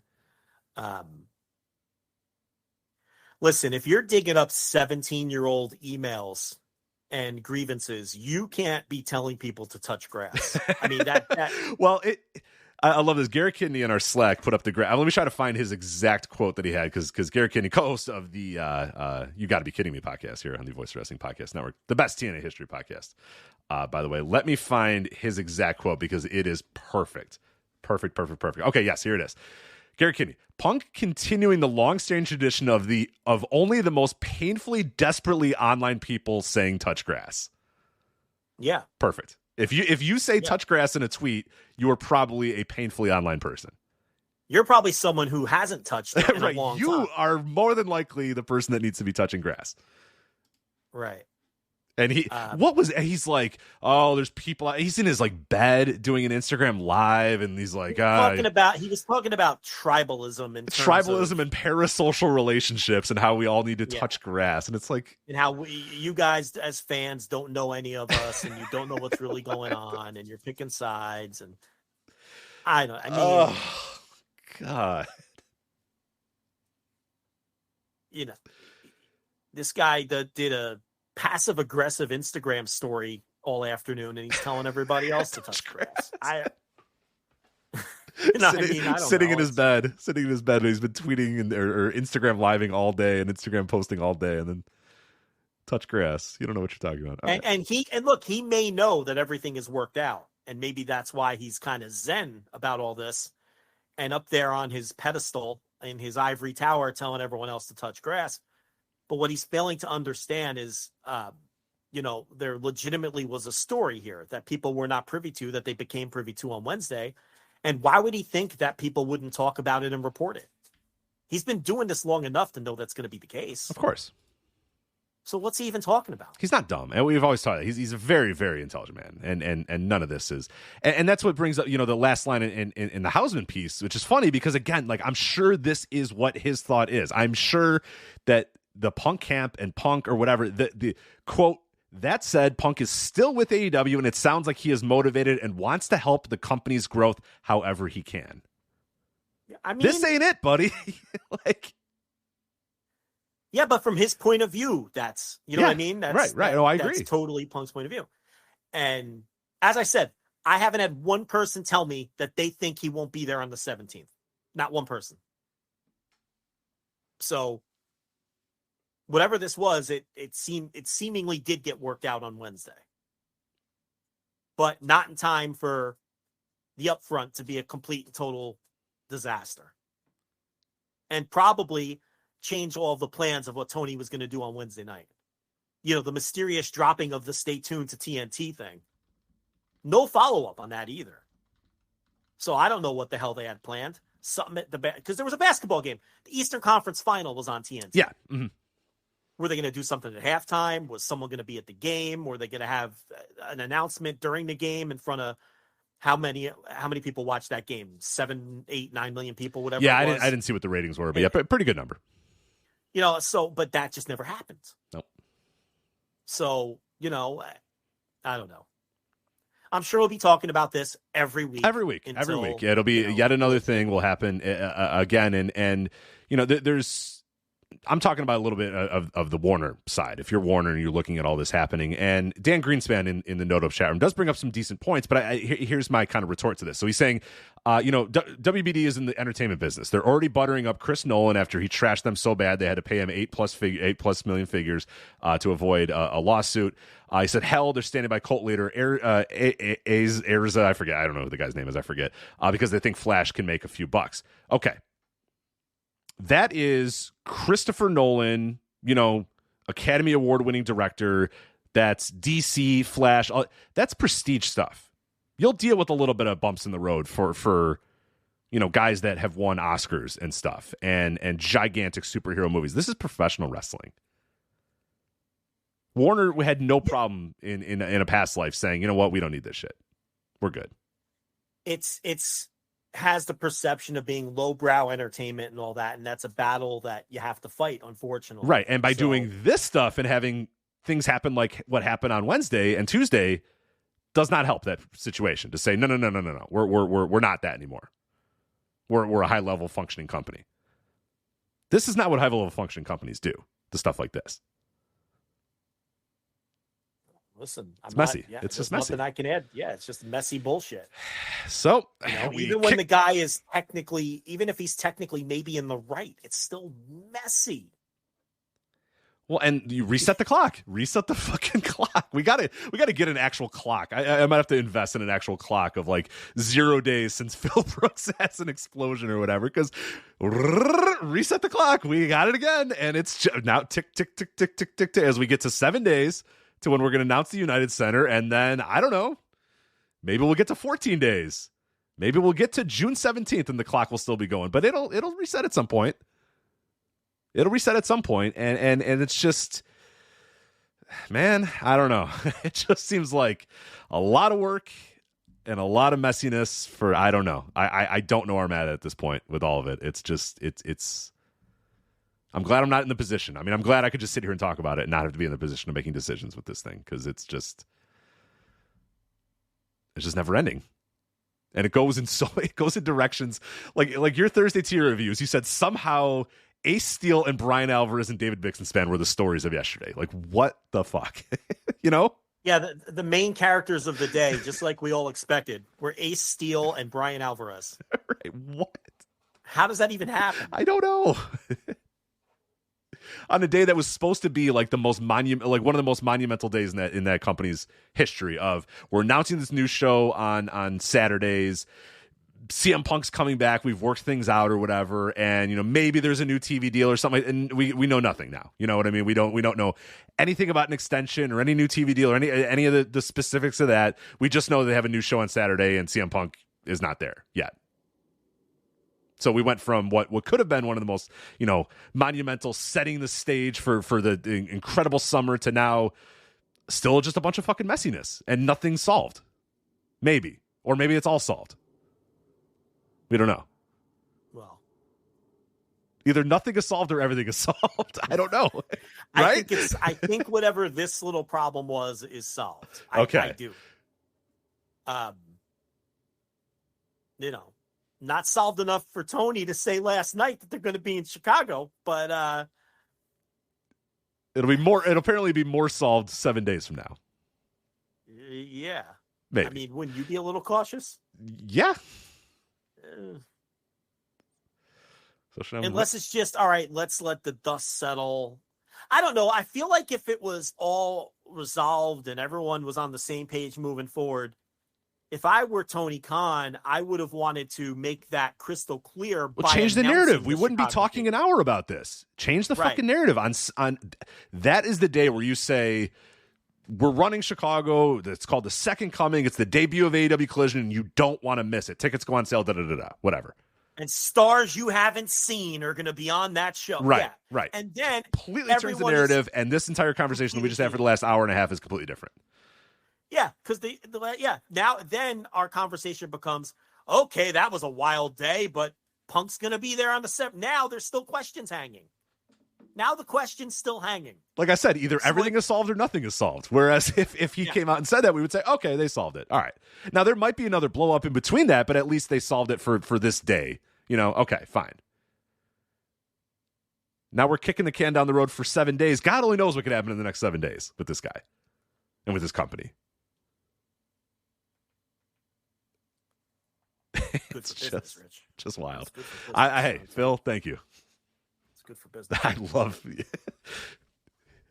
Phil Brooks is always good for business. Thank you. We didn't start the fire. Right. We're just talking about we're just reporting on the fires.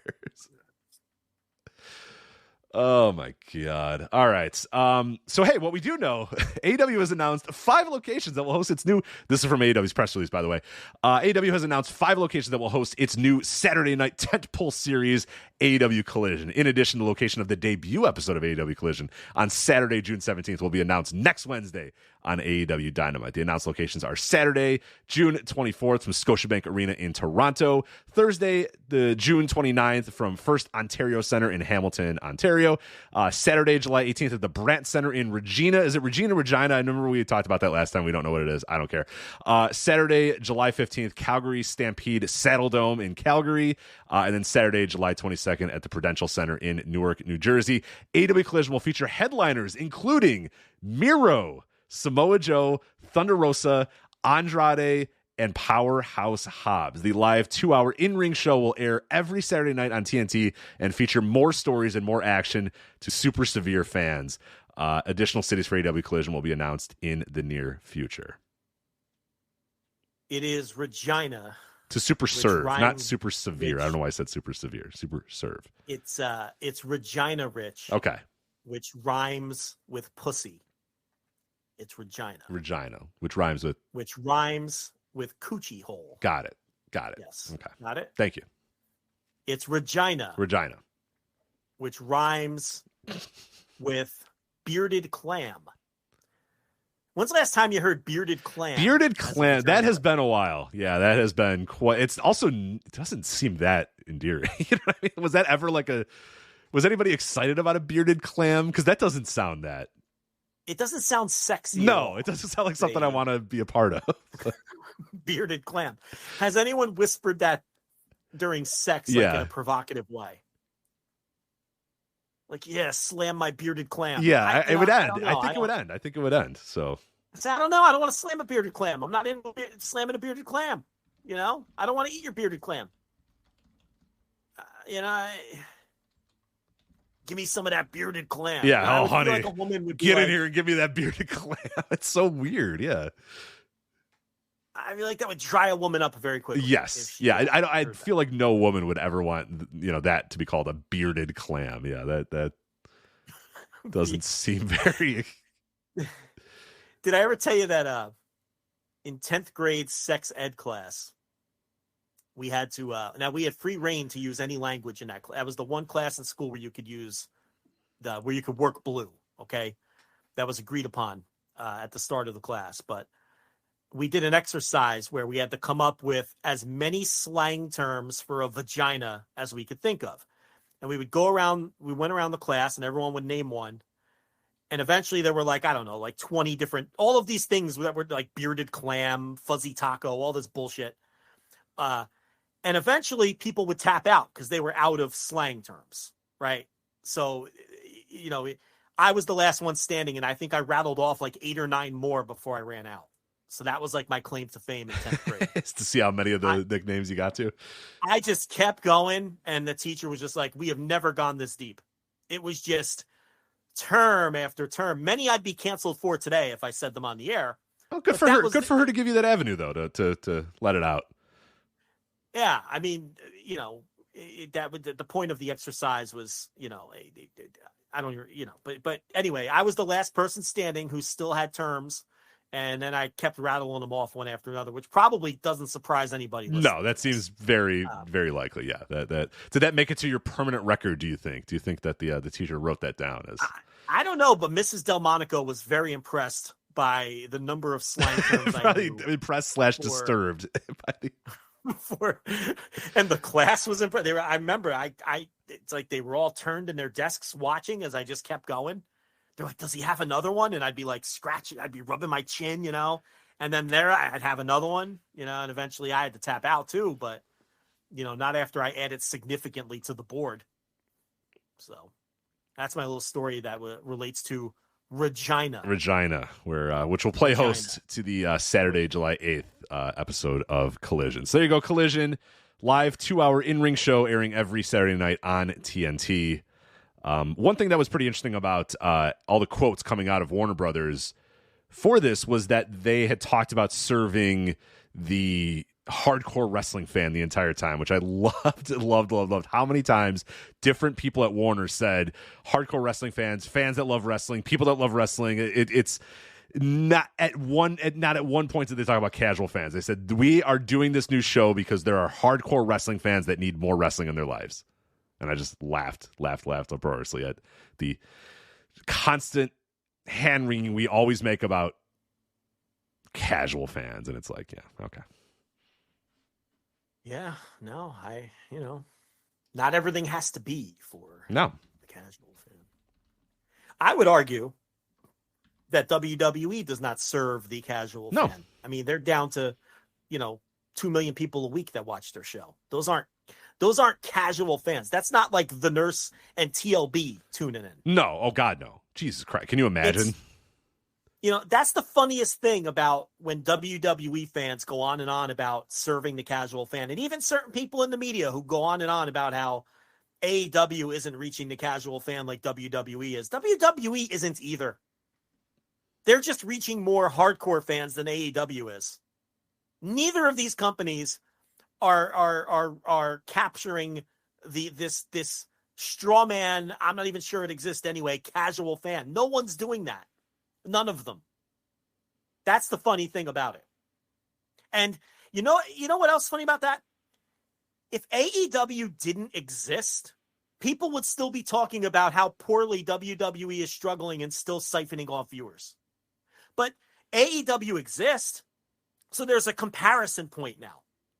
And because WWE is doing, double the amount of viewers on a weekly basis or whatever, there's now this perception that WWE is doing such a phenomenal job capturing these casual viewers. Whereas before 2019, the perception was, they were doing 6 million viewers 7 years ago. They just keep on losing viewers. And that would still be the narrative today if AEW didn't exist to give them that comparison point. And no one ever talks about that. So from that standpoint, that's kind of like a little silver lining to AEW's existence is it makes WWE look that much better because they have a comparison point to bounce their own numbers off of. Anyway, you set me off on a fucking rant because I've been thinking about that shit. All right, so there's AEW Collision. Again, we'll kick this can down the road, and next week I'm sure have more and more discussions about whether this United Center thing's happening and Punk and whatever. We'll see next week. The gift that keeps on giving, CM Punk and AEW. So let's get to the last half of the show here. Last half hour of the show here. Oh, Jesus Christ. Yeah, we're going 6 hours tonight? Yeah, let's do it. Fuck it. Let's do it live. Let's talk about Best of the Super Juniors. New Japan's Best of the Super Juniors.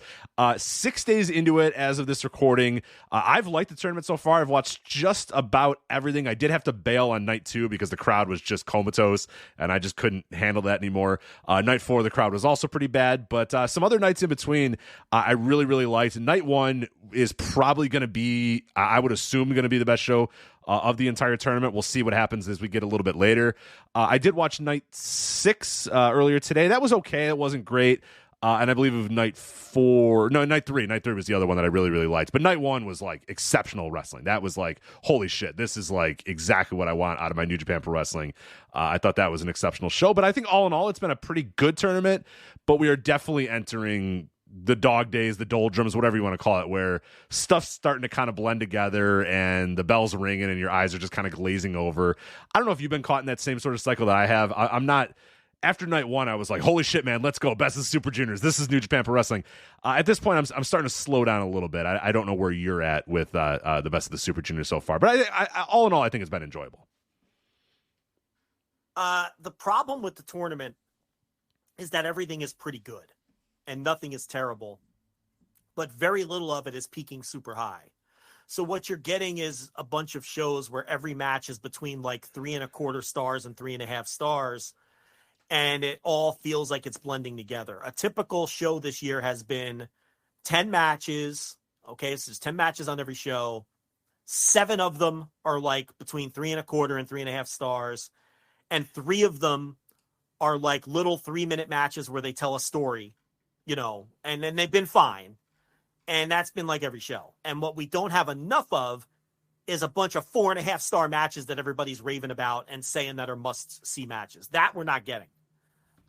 Through the 6 shows, I have 4 notebook matches. I might be a little low end.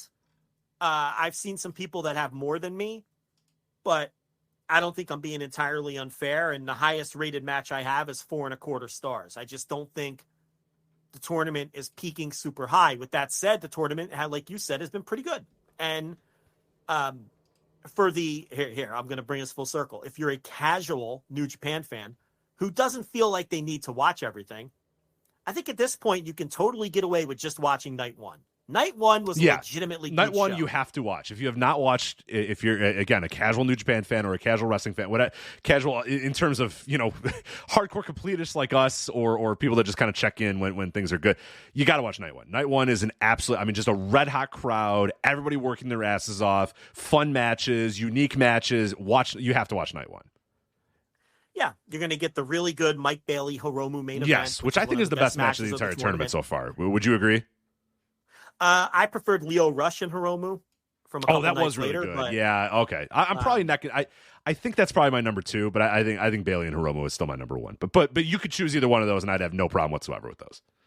Yeah, to me those are neck and neck. I also really liked from the night 5, the 17th, Mike Bailey versus Teton and Yo versus Desperado, the main event. I didn't like those matches quite as much as the 2 Hiromu matches that we just talked about, but I thought those were the other 2 exceptional standout matches of the tour so far. I think Hiromu, Mike Bailey, and Leo Rush are 3 of the major standouts. Mike Bailey's doing great. We kind of figured he would. Hiromu, he's having a great year. Arguably he's arguably the wrestler of the year to this point. I've written about that extensively behind the paywall. Leo Rush has been fantastic. He's been good, motivated, good, and they've been pushing him too. He got a win in a main event and cut a promo to the crowd afterwards. That's big. Yeah, and really, no one's been bad. There's been some guys that are forgettable, like Bushi has done nothing of note. Dan Maloney is kind of just there. He's still finding his footing, I think, in Japan. Taguchi, they're telling a very clear story with Ryusuke Taguchi. He's 0-6, and he's not doing any comedy. What they're telling you is he's clearly been downcycled, and they're telling the story of he no longer can hang with the top juniors in the world, is the story they're telling you. This might be his last best of the Super Juniors, and I would, obviously I don't have a problem with that. But the thing about him is he's not doing his comedy. So his matches have all been pretty good. He's been really good. Yeah, I've liked a lot of what I've seen of Taguchi here. It's high level work from him, and he at this point high level work for whatever 2023 Taguchi is. He's not going to be able to go out there and do what he was able to do, a decade or even 15 years ago or whatever. But he's working hard, and it's a cool story that he's working hard and it's not working. You know what I mean? Because he's just not that guy anymore. Yeah, the story is he can't beat these guys. And, and then you have Sho, who's doing a lot of heavy-handed House of Torture stuff. But on some of these later shows, he's starting to knock it along with Evil. Evil has been on every show cornering Sho. This is getting very confusing. Sho. And interfering in his matches, and now Sho is kind of getting fed up because it keeps backfiring, and he's been pushing and shoving with Evil. So they might be, it's been kind of conspicuous. Like, why is Evil even on the tour? They could have Dick Togo in this role, right? Or Yujiro or somebody else. But they've chosen Evil, who's the leader of the group, and he's the only heavyweight on the tour. Well, now it's starting to make sense because it looks like it's turning into some kind of angle. But outside of Bushi and Maloney, who have kind of just been there, Taguchi, who's doing a story, and Sho, who's doing a lot of heavy-handed story stuff, every other person has been pretty good. You know, Robbie Eagles has been an absolute technician. He's just so good. He's a fucking technician. TJP might be the smoothest wrestler in the world, let alone this tournament. He's just so fucking good. We talked about the guys who've been standout. I think Teton has really, you know, a lot of times these CMLL guys, they just disappear. They go 2-7. They're always in the opener. No, Teton is not only doing well, he's 4-2, but he's out there having really good matches every night, and he's been featured, and he's done well. Dookie has done well. You go right down the line. So, you know, Clark Connors is someone who they're clearly going to push just by the way he's been presented on the shows. And, you know, he wins his night one match in Corkin, and he's been, and when he loses, he usually gets his heat back by beating people up. Right, he's been beating guys up afterwards. Yeah, he's getting a big push. Big push. Yeah, you know that's coming. And some of the other big themes, the Catch 2-2 guys, TJP and Akira, they beat both of their jet setter opponents. So they're setting up another junior tag title match for Catch 2-2. They're going to get a rematch against Kevin Knight and Kushida. That's pretty obvious. Speedball and Leo Rush beat Hiromu. So it's possible that they're both going to get title matches at some point. Or I think what's more likely there is Hiromu will get his win back against one of them in the semifinal. Because remember, there's semifinals this year. The top two guys in each block. So I think he'll beat either Mike Bailey or Leo Rush in the semifinal match. And then the guy who doesn't make the semis will get a title match later. I think that's what they're going to do with Bailey and Leo both getting wins over him. And Kushida, he starts off 0-3. So that kind of tipped off that he was going to beat Mike Bailey. He's Mike Bailey's only loss. Mike Bailey's 5-1. He's in the first place in the block. So he's in the driver's seat to advance. But Kushida then gets the win to go 1-3, but then drops his next two, and now he's mathematically eliminated. They have really booked Kushida in a strange way. He's 1-5 and he's out.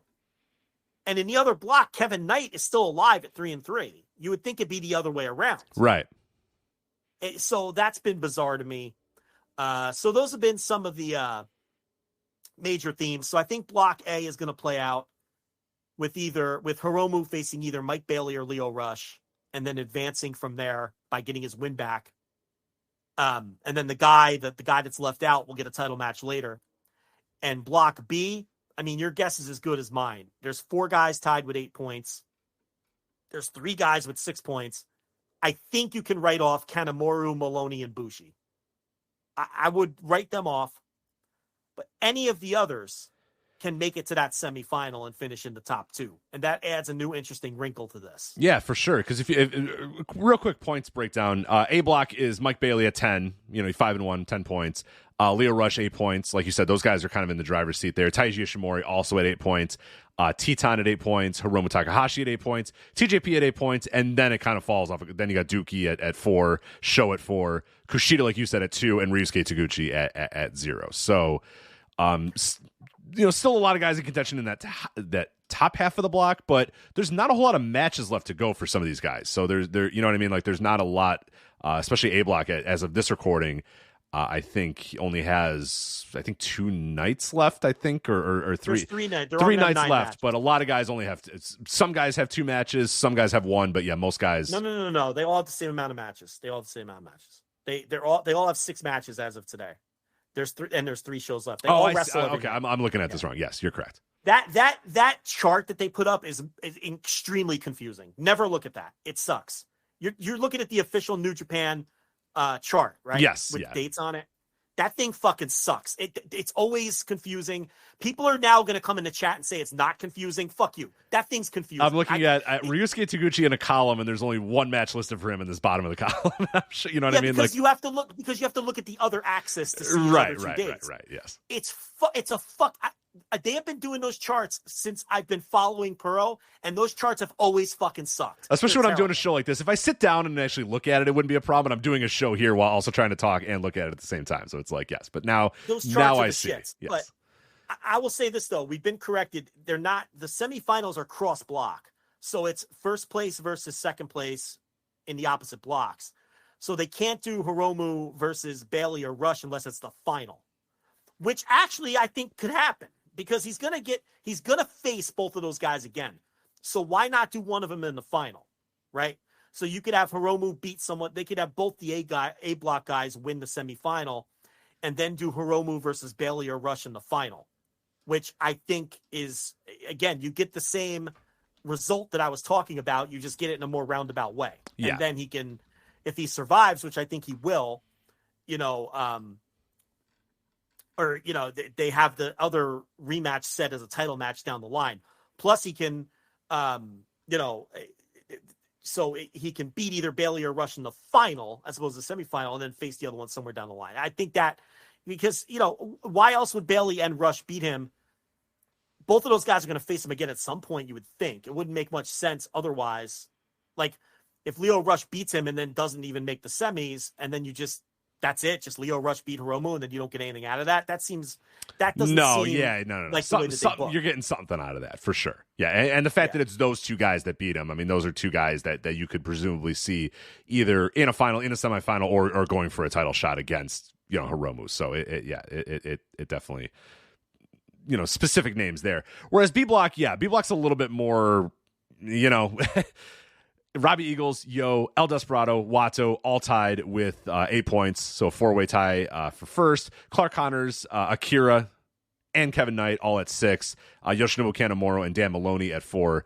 And then Bushi at 2 at the end of the block. So yeah, it's like I said, I think the last 3 guys, you can write them off. And then anything goes. I mean, the thing about the Super Junior that's different than the G1, okay, is the G1, I think, is a better journey night to night.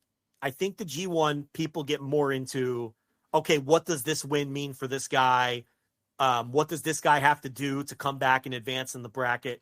Whereas I don't think people get into the Super Junior in the same way because the juniors in New Japan have a larger middle class. Okay. We all know New Japan has the caste system, which I think has its advantages and disadvantages, right? We all know that, especially with the heavyweights, there's 3 or 4 super top guys. Then you kind of have your middle class, and then you have your bottom guys. With the juniors, you have Hiromu, and everyone else is in the middle class with the exception of like Taguchi and Bushi. Like anyone else can beat each other, and you're not surprised at all. Whereas in the G1, there's more layers of upper class, middle class, and lower class in the caste system with the heavyweights. The juniors isn't like that. It's kind of this giant blob of a middle class below Hiromu. You want to argue for Despy, go ahead, but I would put him in that blob too because every night I think Despy can lose. I don't think that there's an opponent, with the exception of maybe, where it's like it'd be a giant surprise if Despy loses. It's Hiromu and everybody else, and then a couple bottom guys. The G1 is not like that. There's much more intrigue and much more possibility for upsets in the G1, and I think people follow the G1 differently. When people watch the Super Juniors, I think you're watching to see good matches. Right. And then playing out scenarios in your head and trying to figure out this. Don't do it as much. Yeah, it's just Now, as we come down the home stretch, you're going to pay more attention because now we have now there's some separation, right? We know that Mike Bailey can lock this thing up if he wins 2 more matches or whatever the case may be, and then you're going to pay more attention to sort of the matchups.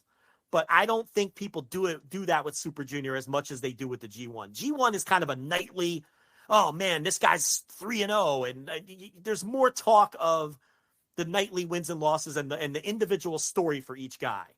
There's no individual story for 90% of the guys in this tournament. They're just wrestling every night, and they're having some cool matches, and one guy wins and one guy loses. You know what I mean? It's not like there's some through lines, and I talked about them at the top, but it's not like the G1 where each guy kind of has his own narrative all the way through, and everybody's paying attention and pulling for their guy and all that. It's a little different with the Super Junior.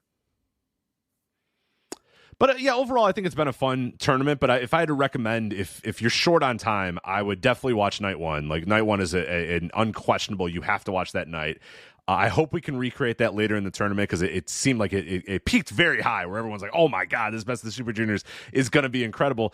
And it hasn't been quite as, since then. It's been kind of chasing that high of what they had for night one. But I think all in all, it's been a fun tournament, though. And there's been bits and pieces that I've enjoyed from a lot of the shows. So, I would just go through and if you do have time, like, the matchups that you think are going to be good are pretty good.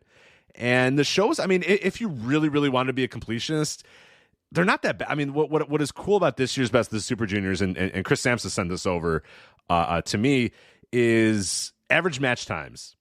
2023 is 9 minutes and 40 seconds. 2022 was 11 minutes and 23 seconds. So we're down from 11:23 to 9:40 on the average. 2021 was 14 minutes was the average match time for Best of the Super Juniors. 2020 was 14 minutes and 37 seconds as well. 2019, 13 minutes. 2018, 14 minutes. Where we're at is where we were in 2014. 2014 was 9 minutes and 32 seconds. We're right there again in 2023. And I think that just makes for a better show and a better, quicker. I mean, with that said, the main events are getting their time. Like, the big time main events, the matches that you think are going to get time are getting time, but we don't need 14 minutes of Bushi versus Kanemaru. You know what I mean? Like, we don't need that, and they haven't done that so far. So I think that's made the shows an easier watch. Is the stuff that doesn't matter as much, you're getting done with it pretty quickly, and the stuff that matters is getting the time on the show. And I will take that way, way over what we had in 2020 and 2021, where, again, New Japan felt like they had to increase the length of every match to make up for a lot of people not being there. But it was just like, it just became so dry.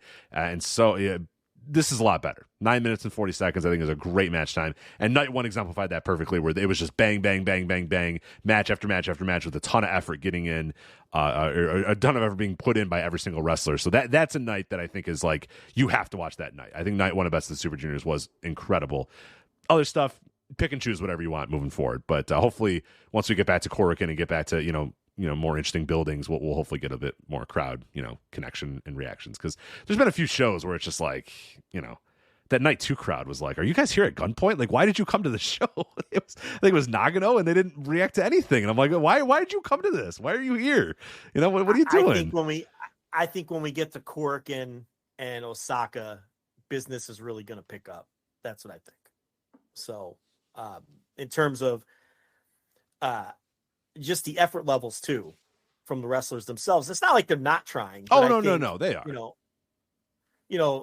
We're going to get back to Korakuen for night 8, and then night 9.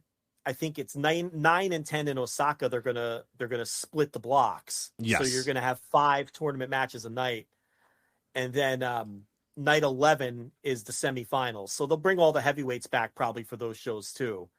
And then night 12 is the final. So they really packed in all of the block nights.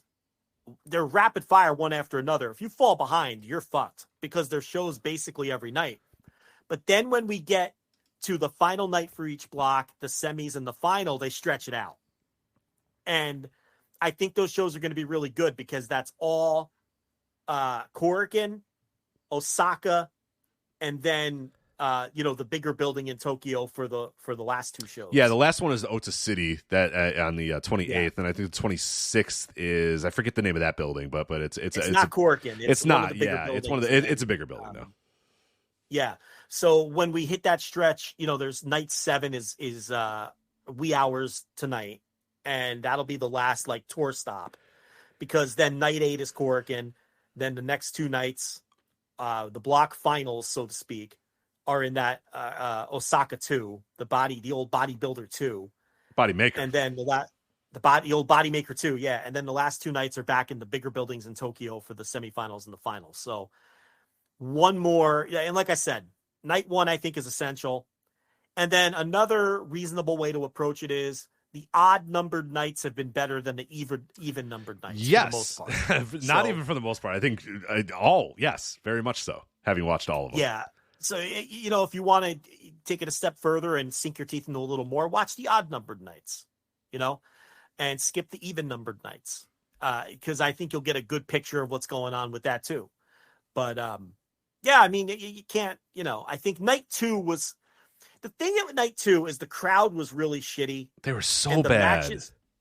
And the matches weren't all that great, but I did think some of the matches told really cool stories, like the TJP Kushida match, which opened up the show. And they didn't react. That was the match where I was like, what the fuck is wrong with you people? This match is awesome. That was really... Well, they were doing all that cool grappling that they've been doing against one another.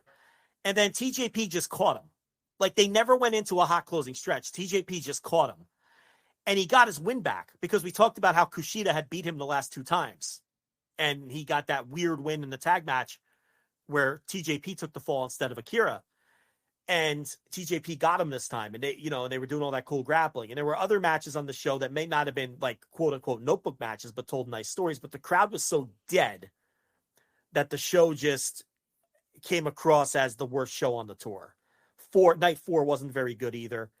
I think night 6 for the even numbered shows was not a little better, a lot better than night 2 and night 4. The Hiromu Kushida match on you didn't watch night 6 yet, right? No, I did. Yeah. That Hiromu Kushida match, it was conspicuous that it wasn't the main event. Mm-hmm. And then they did this experimental match where they wrestled in the crowd. They went outside and fought in the grass. And then Hiromu wins it by countout. I didn't like that match. No, I was expecting. I mean, we talked about that when we previewed Best of the Super Juniors. Is that was a match I had circled of like, oh baby, here we go, Kushida. After all these years being kind of, Hiromu having to finally vanquish Kushida, then he vanquishes him in like, destructive fashion, and Kushida's like has a breakdown, and Hiromu, he just can't beat Hiromu. He can't beat Hiromu, and then he leaves the company. You know what I mean? And he goes away for a couple of years, and now he's back. And Hiromu is like the god of the junior division now, and he's against Kushida. I was thinking, man, this is going to be a hell of a match. And then it was all bells and whistles, and I was like, oh, all right. I didn't need it. I thought I was getting a straight wrestling match that was just filled with past stories and all this sort of stuff that they could have told, and then they just didn't do that at all. Well, you have the 2 guys who have won the majority of these things going back how many years or whatever. And that's an 8.54 on Cage Match right now. Oof. People are out of their goddamn minds. Whoa. That wasn't a great match. No. That was not a great match. And then the main event was Wato and Robbie Eagles, and they had a really good match. The problem I'm having with, there's a lot of really good matches in this tournament, and none of them are hitting that top gear. I'm waiting for some of these matches to hit that top gear and take it to the next level and have a great fucking match. The way that Hiromu, has done in past years and did earlier in this tournament on the first couple nights, the way Will Ospreay used to do, the way that Dragon Lee used to do. We're not getting these matches. We're having a bunch of good matches, and there's not enough great matches. That would be my critique. But again, I think as we hit the home stretch, we're going to get some of those. I do too. Yeah, I do too. And there's some pretty fun matchups still on the board there. I mean, Hiromu's got Taiji Ishimori and Teton. You know what I mean? Like that sounds awesome. And there's a lot of high level. Leo Rush is. I think we still got Bailey and Rush too. That hasn't happened. That will be a hell of a lot of fun. And that'll be pivotal for the block. Yeah. Too. Oh yeah. TJP getting involved with all those guys. He's been great this tournament too. TJP. Yeah, he's getting involved with. So smooth. How smooth is that guy? Oh, stupid. He's just God. He's just so fucking good. As bad as he is with NBA analysis, he's so good as a wrestler. Yeah, I just did a Sky's the Limit Cruiserweight Classic retrospective thing that we do at flagshippatreon.com, and it was TJP versus Dumb Mac or whatever, and it was like he's fucking incredible. He's so good in that.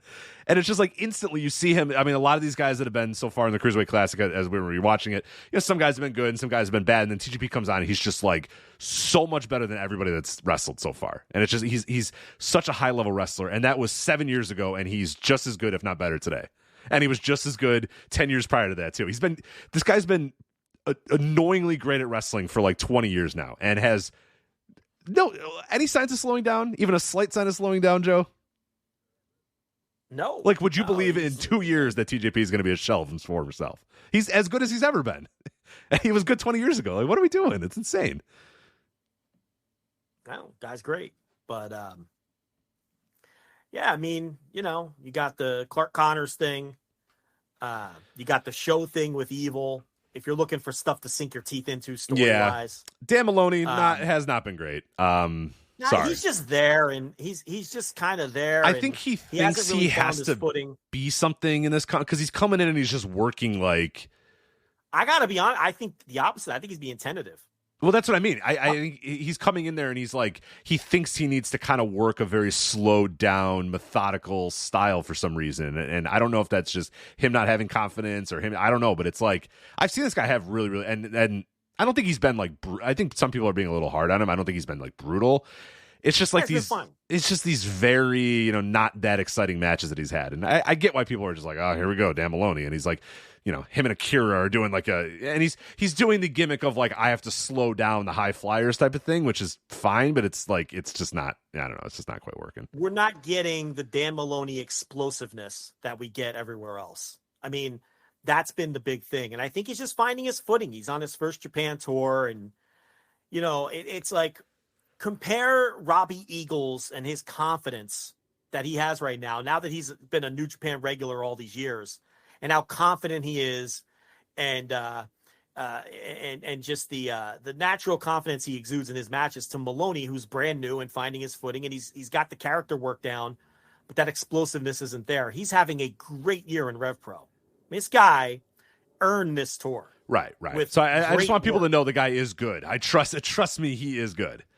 I don't have any doubt. Listen, I don't know if he'll be back. I mean, sometimes guys come in for one tour and you never see him again.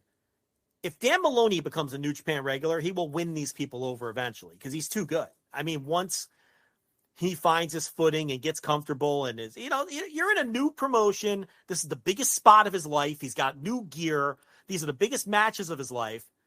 He's a little tentative. This happens sometimes. It takes guys some time. Go watch Chase Owens' first New Japan match. That guy must have did that arm wringer 100 times on, I think it was Tiger Mask. Yeah. Because he was just unsure of himself, and you could see that he wasn't confident. Go compare Robbie Eagles' first tour to this tour. And, Eagles was better than Maloney was out of the gate, but now he's like this grizzled New Japan veteran who is sure of himself. He knows what the office wants out of him. Sometimes it takes some time. This guy's had 5-6 matches, and I'm not worried about him at all. And he's been fine. He hasn't stood out, but he hasn't been bad. I mean, his wrestling's been fine.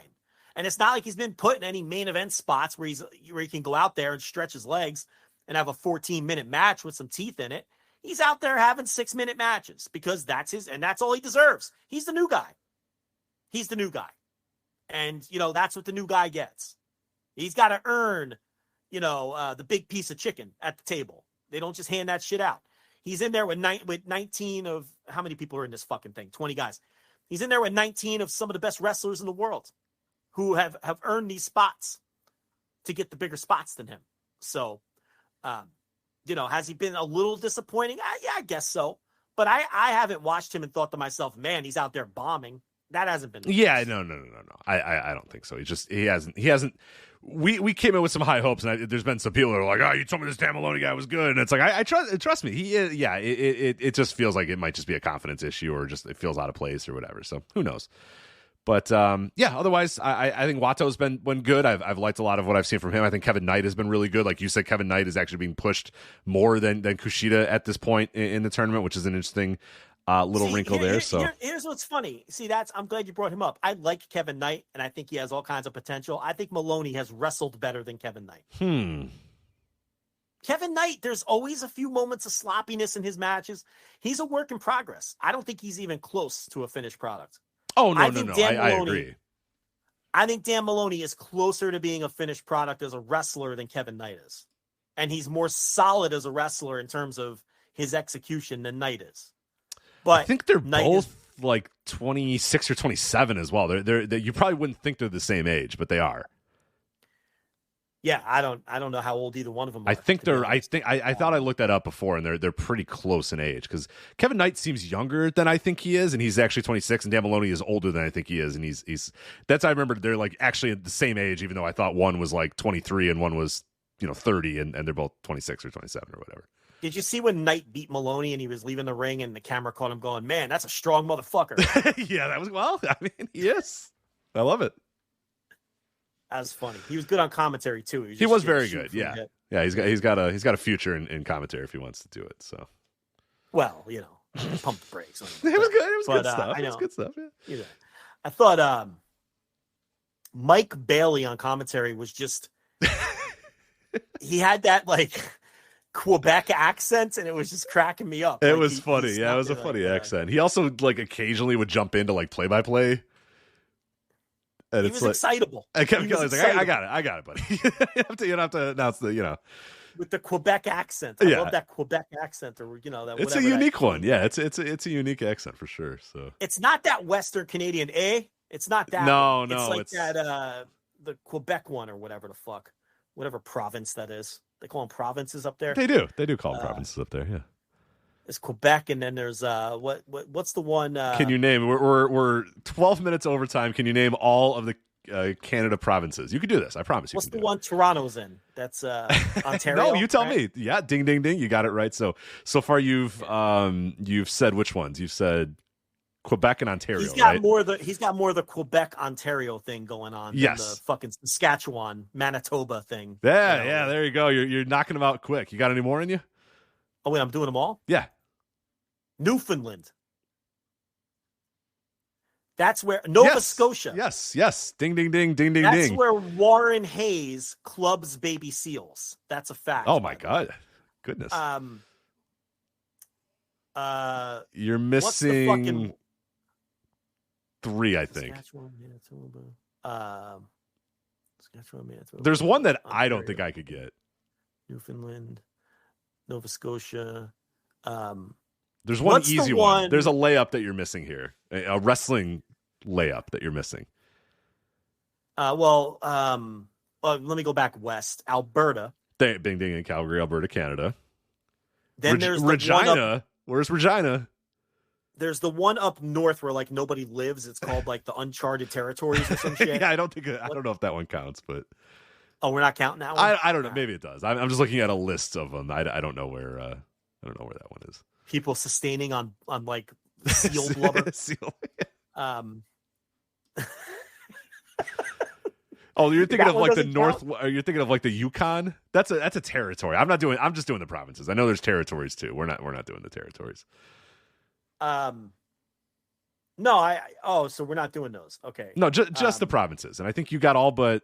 So you said Ontario, you said Quebec, you said Nova Scotia. I said Manitoba, right? You said Manitoba. You said Alberta. You gave me Newfoundland. I'm missing a Western, which is apparently Newfoundland and Labrador, but that's fine. I don't know what the other. That's Newfoundland. See, I have all the Eastern ones. Yeah, you're missing a. No, wait a minute. There's one by Maine. There's 2 by Maine. No, I got Nova Scotia. Nah. I think I'm missing one. There's 2. I just said I think I'm missing one. You're missing 2 by Maine. I'm trying to help you, Bale. There's 2 right by there. Over by there. Go back out west. I said Manitoba, Saskatchewan, and Alberta. So did I say British Columbia? You did not, but now you just did. There you go. All right. So I'm done with the West, I think. Did you get the Regina one? Okay. I said Manitoba, Saskatchewan, Alberta, and British Columbia. Yes. So is there another one that I don't know? You have not yet said. Do you want me to reveal this one to you? Those are the 4 Western ones. It's not West. It's probably more Midwest. And I said Ontario, Quebec, Newfoundland, and Nova Scotia. What about New Brunswick? Ding, ding, ding. Nice job, New Brunswick. Yep. That's the one right above Maine. But there's another one that's the one above Maine. There's one that's kind of close, too. A little close. Not that far from Maine. Nova Scotia. No. There's another one. Yeah, Quebec. No, there's another one. What the fuck? I don't know that I would have gotten this one. I don't know that I would have gotten this one. I don't have to name those ones up by Alaska that are like territories. No. Yeah, we're not doing those. I don't think I can name them. We're not doing the Yukon and Northwest Territories and none of that stuff. No. You're going to just have to give it to me because I can't think of another one. Okay, the ones you missed were Saskatchewan. I said Saskatchewan. I asked 1,000 times if you said Saskatchewan, and you never answered. Ask the chat. I said Saskatchewan at least a half a dozen times. Okay. Andrew Huntley says Joe did say Saskatchewan. Okay. Yeah. The one you definitely missed, Prince Edward Island, which is kind of bullshit. Oh, that's kind of bullshit. Yeah, the census says that Prince Edward Island has total residents of 154,000. I think my town is relatively close to that, and I live in a very small, what I would consider a relatively small suburban town. And yeah, I think my population's roughly just over a half of that is my population in my town, and it's not exactly a large town. So. Yeah, that's. Let me tell you, if this was a Sporkle quiz, that'd be you're missing Prince Edward Island for sure. Yeah, so I that's can't fair. really. It's 5,000 kilometers. It's like, what are we doing here? 5,000 kilometers, little island, 154,000 people. What are we doing? I pulled up the map. So Yukon, Northwest Territories, and Nunavut. Yeah. How many people live in Nunavut or whatever? Nunavut? Yeah, perfect. Nailed it. 36,858. So yes, less people than live in my little town. You're probably going to visit someday Baker Lake, Nunavut. It looks it looks awesome. Vacation. Yeah, it looks pretty sweet. Baker Lake, Nunavut. How many people live in Baker Lake, Nunavut? I don't know. Let's see. That looks like my kind of place. Yeah, it looks pretty sweet. I think I want to go. It's pretty north. Pretty north. That's going to be a hell of a flight. Probably but fucking bears out there. Yeah, a lot of bears. For 6 months. For sure. Fucking baby seals. Warren Hayes running around with a club. I don't know. Yeah, I don't even want to know what's going on there. Yeah, this Baker Lake looks pretty cool. Baker Lake. Yeah, I don't. Let's see. I can't drive there. Apparently, there's no roads that get there, so I don't know how I'm getting there. But I'll find a way. That. How are you gonna get? You gotta little biplanes. Yeah, we ran into that in Alaska. There was like a lot of places in Alaska that you could only get to by boat or like plane, and I was like, nah, we're just gonna drive to wherever you can get to. So, I wonder how the tourism racket is in Baker Lake, Nunavut. Probably not great. Right? Yeah, I don't know. Northwest Territories. What we got going on over there? A lot of lakes, a lot of bodies of water. Yellowknife. I know. I think that's a place that people go. Isn't it? Didn't the fucking Calgary Territory run Yellowknife? Like, did they? I don't know. That's way up there, but yeah, I could see that.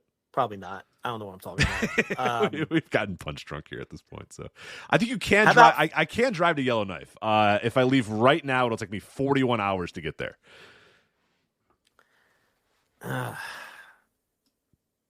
There's a place called 40 Mile in the Yukon. Mm. Is that like 8 Mile in yeah, Detroit? It's similar. Yeah, very similar. It's something called Fishing Station.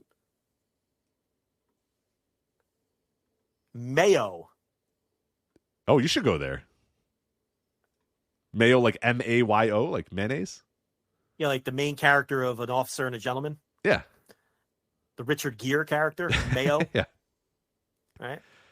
And then you're getting close to where I went to. Now you're starting to get where I went. I was right next to there, right next to the Yukon. Yeah. For a while. Okay. Yeah. All right. In lovely Alaska.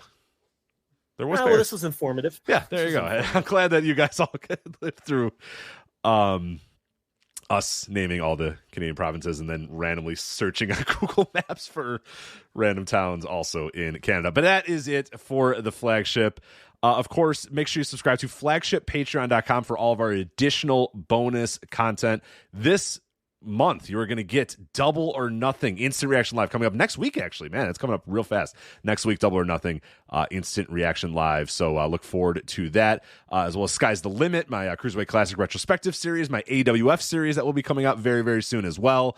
Lots of twists and turns in that one, so you'll definitely want to tune into that. You also have the Thursday Dynamite reviews. That very good episode this week talking about the CM Punk Ace Steel stuff that was rendered relatively worthless a couple hours afterwards, but still a very good discussion about what the hell is going on with AEW, as well as a review of a pretty decent Dynamite and a bunch of other bonus audio and content up there as well, including your April Notebook roundup. I should mention that as well. You went through and watched just about everything you could possibly watch in April and gave recommended matches, best matches to watch, best wrestlers, all that sort of stuff. Again, that's all available at flagshippatreon.com.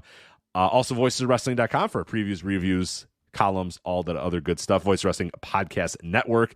Make sure you subscribe to that on your podcast app of choice. And last but not least, make sure you support our sponsor, BetStamp. The BetStamp app, you can go to betstamp.app/VOW or download BetStamp on the Apple iOS store, Google Play, however you get that. Make sure you use the promo code VOW to unlock all of the benefits of BetStamp. So we, of course, thank them for sponsoring this week's show. And that is Joe. I am Rich. We will talk to you next time on the Flagship Podcast. Take care.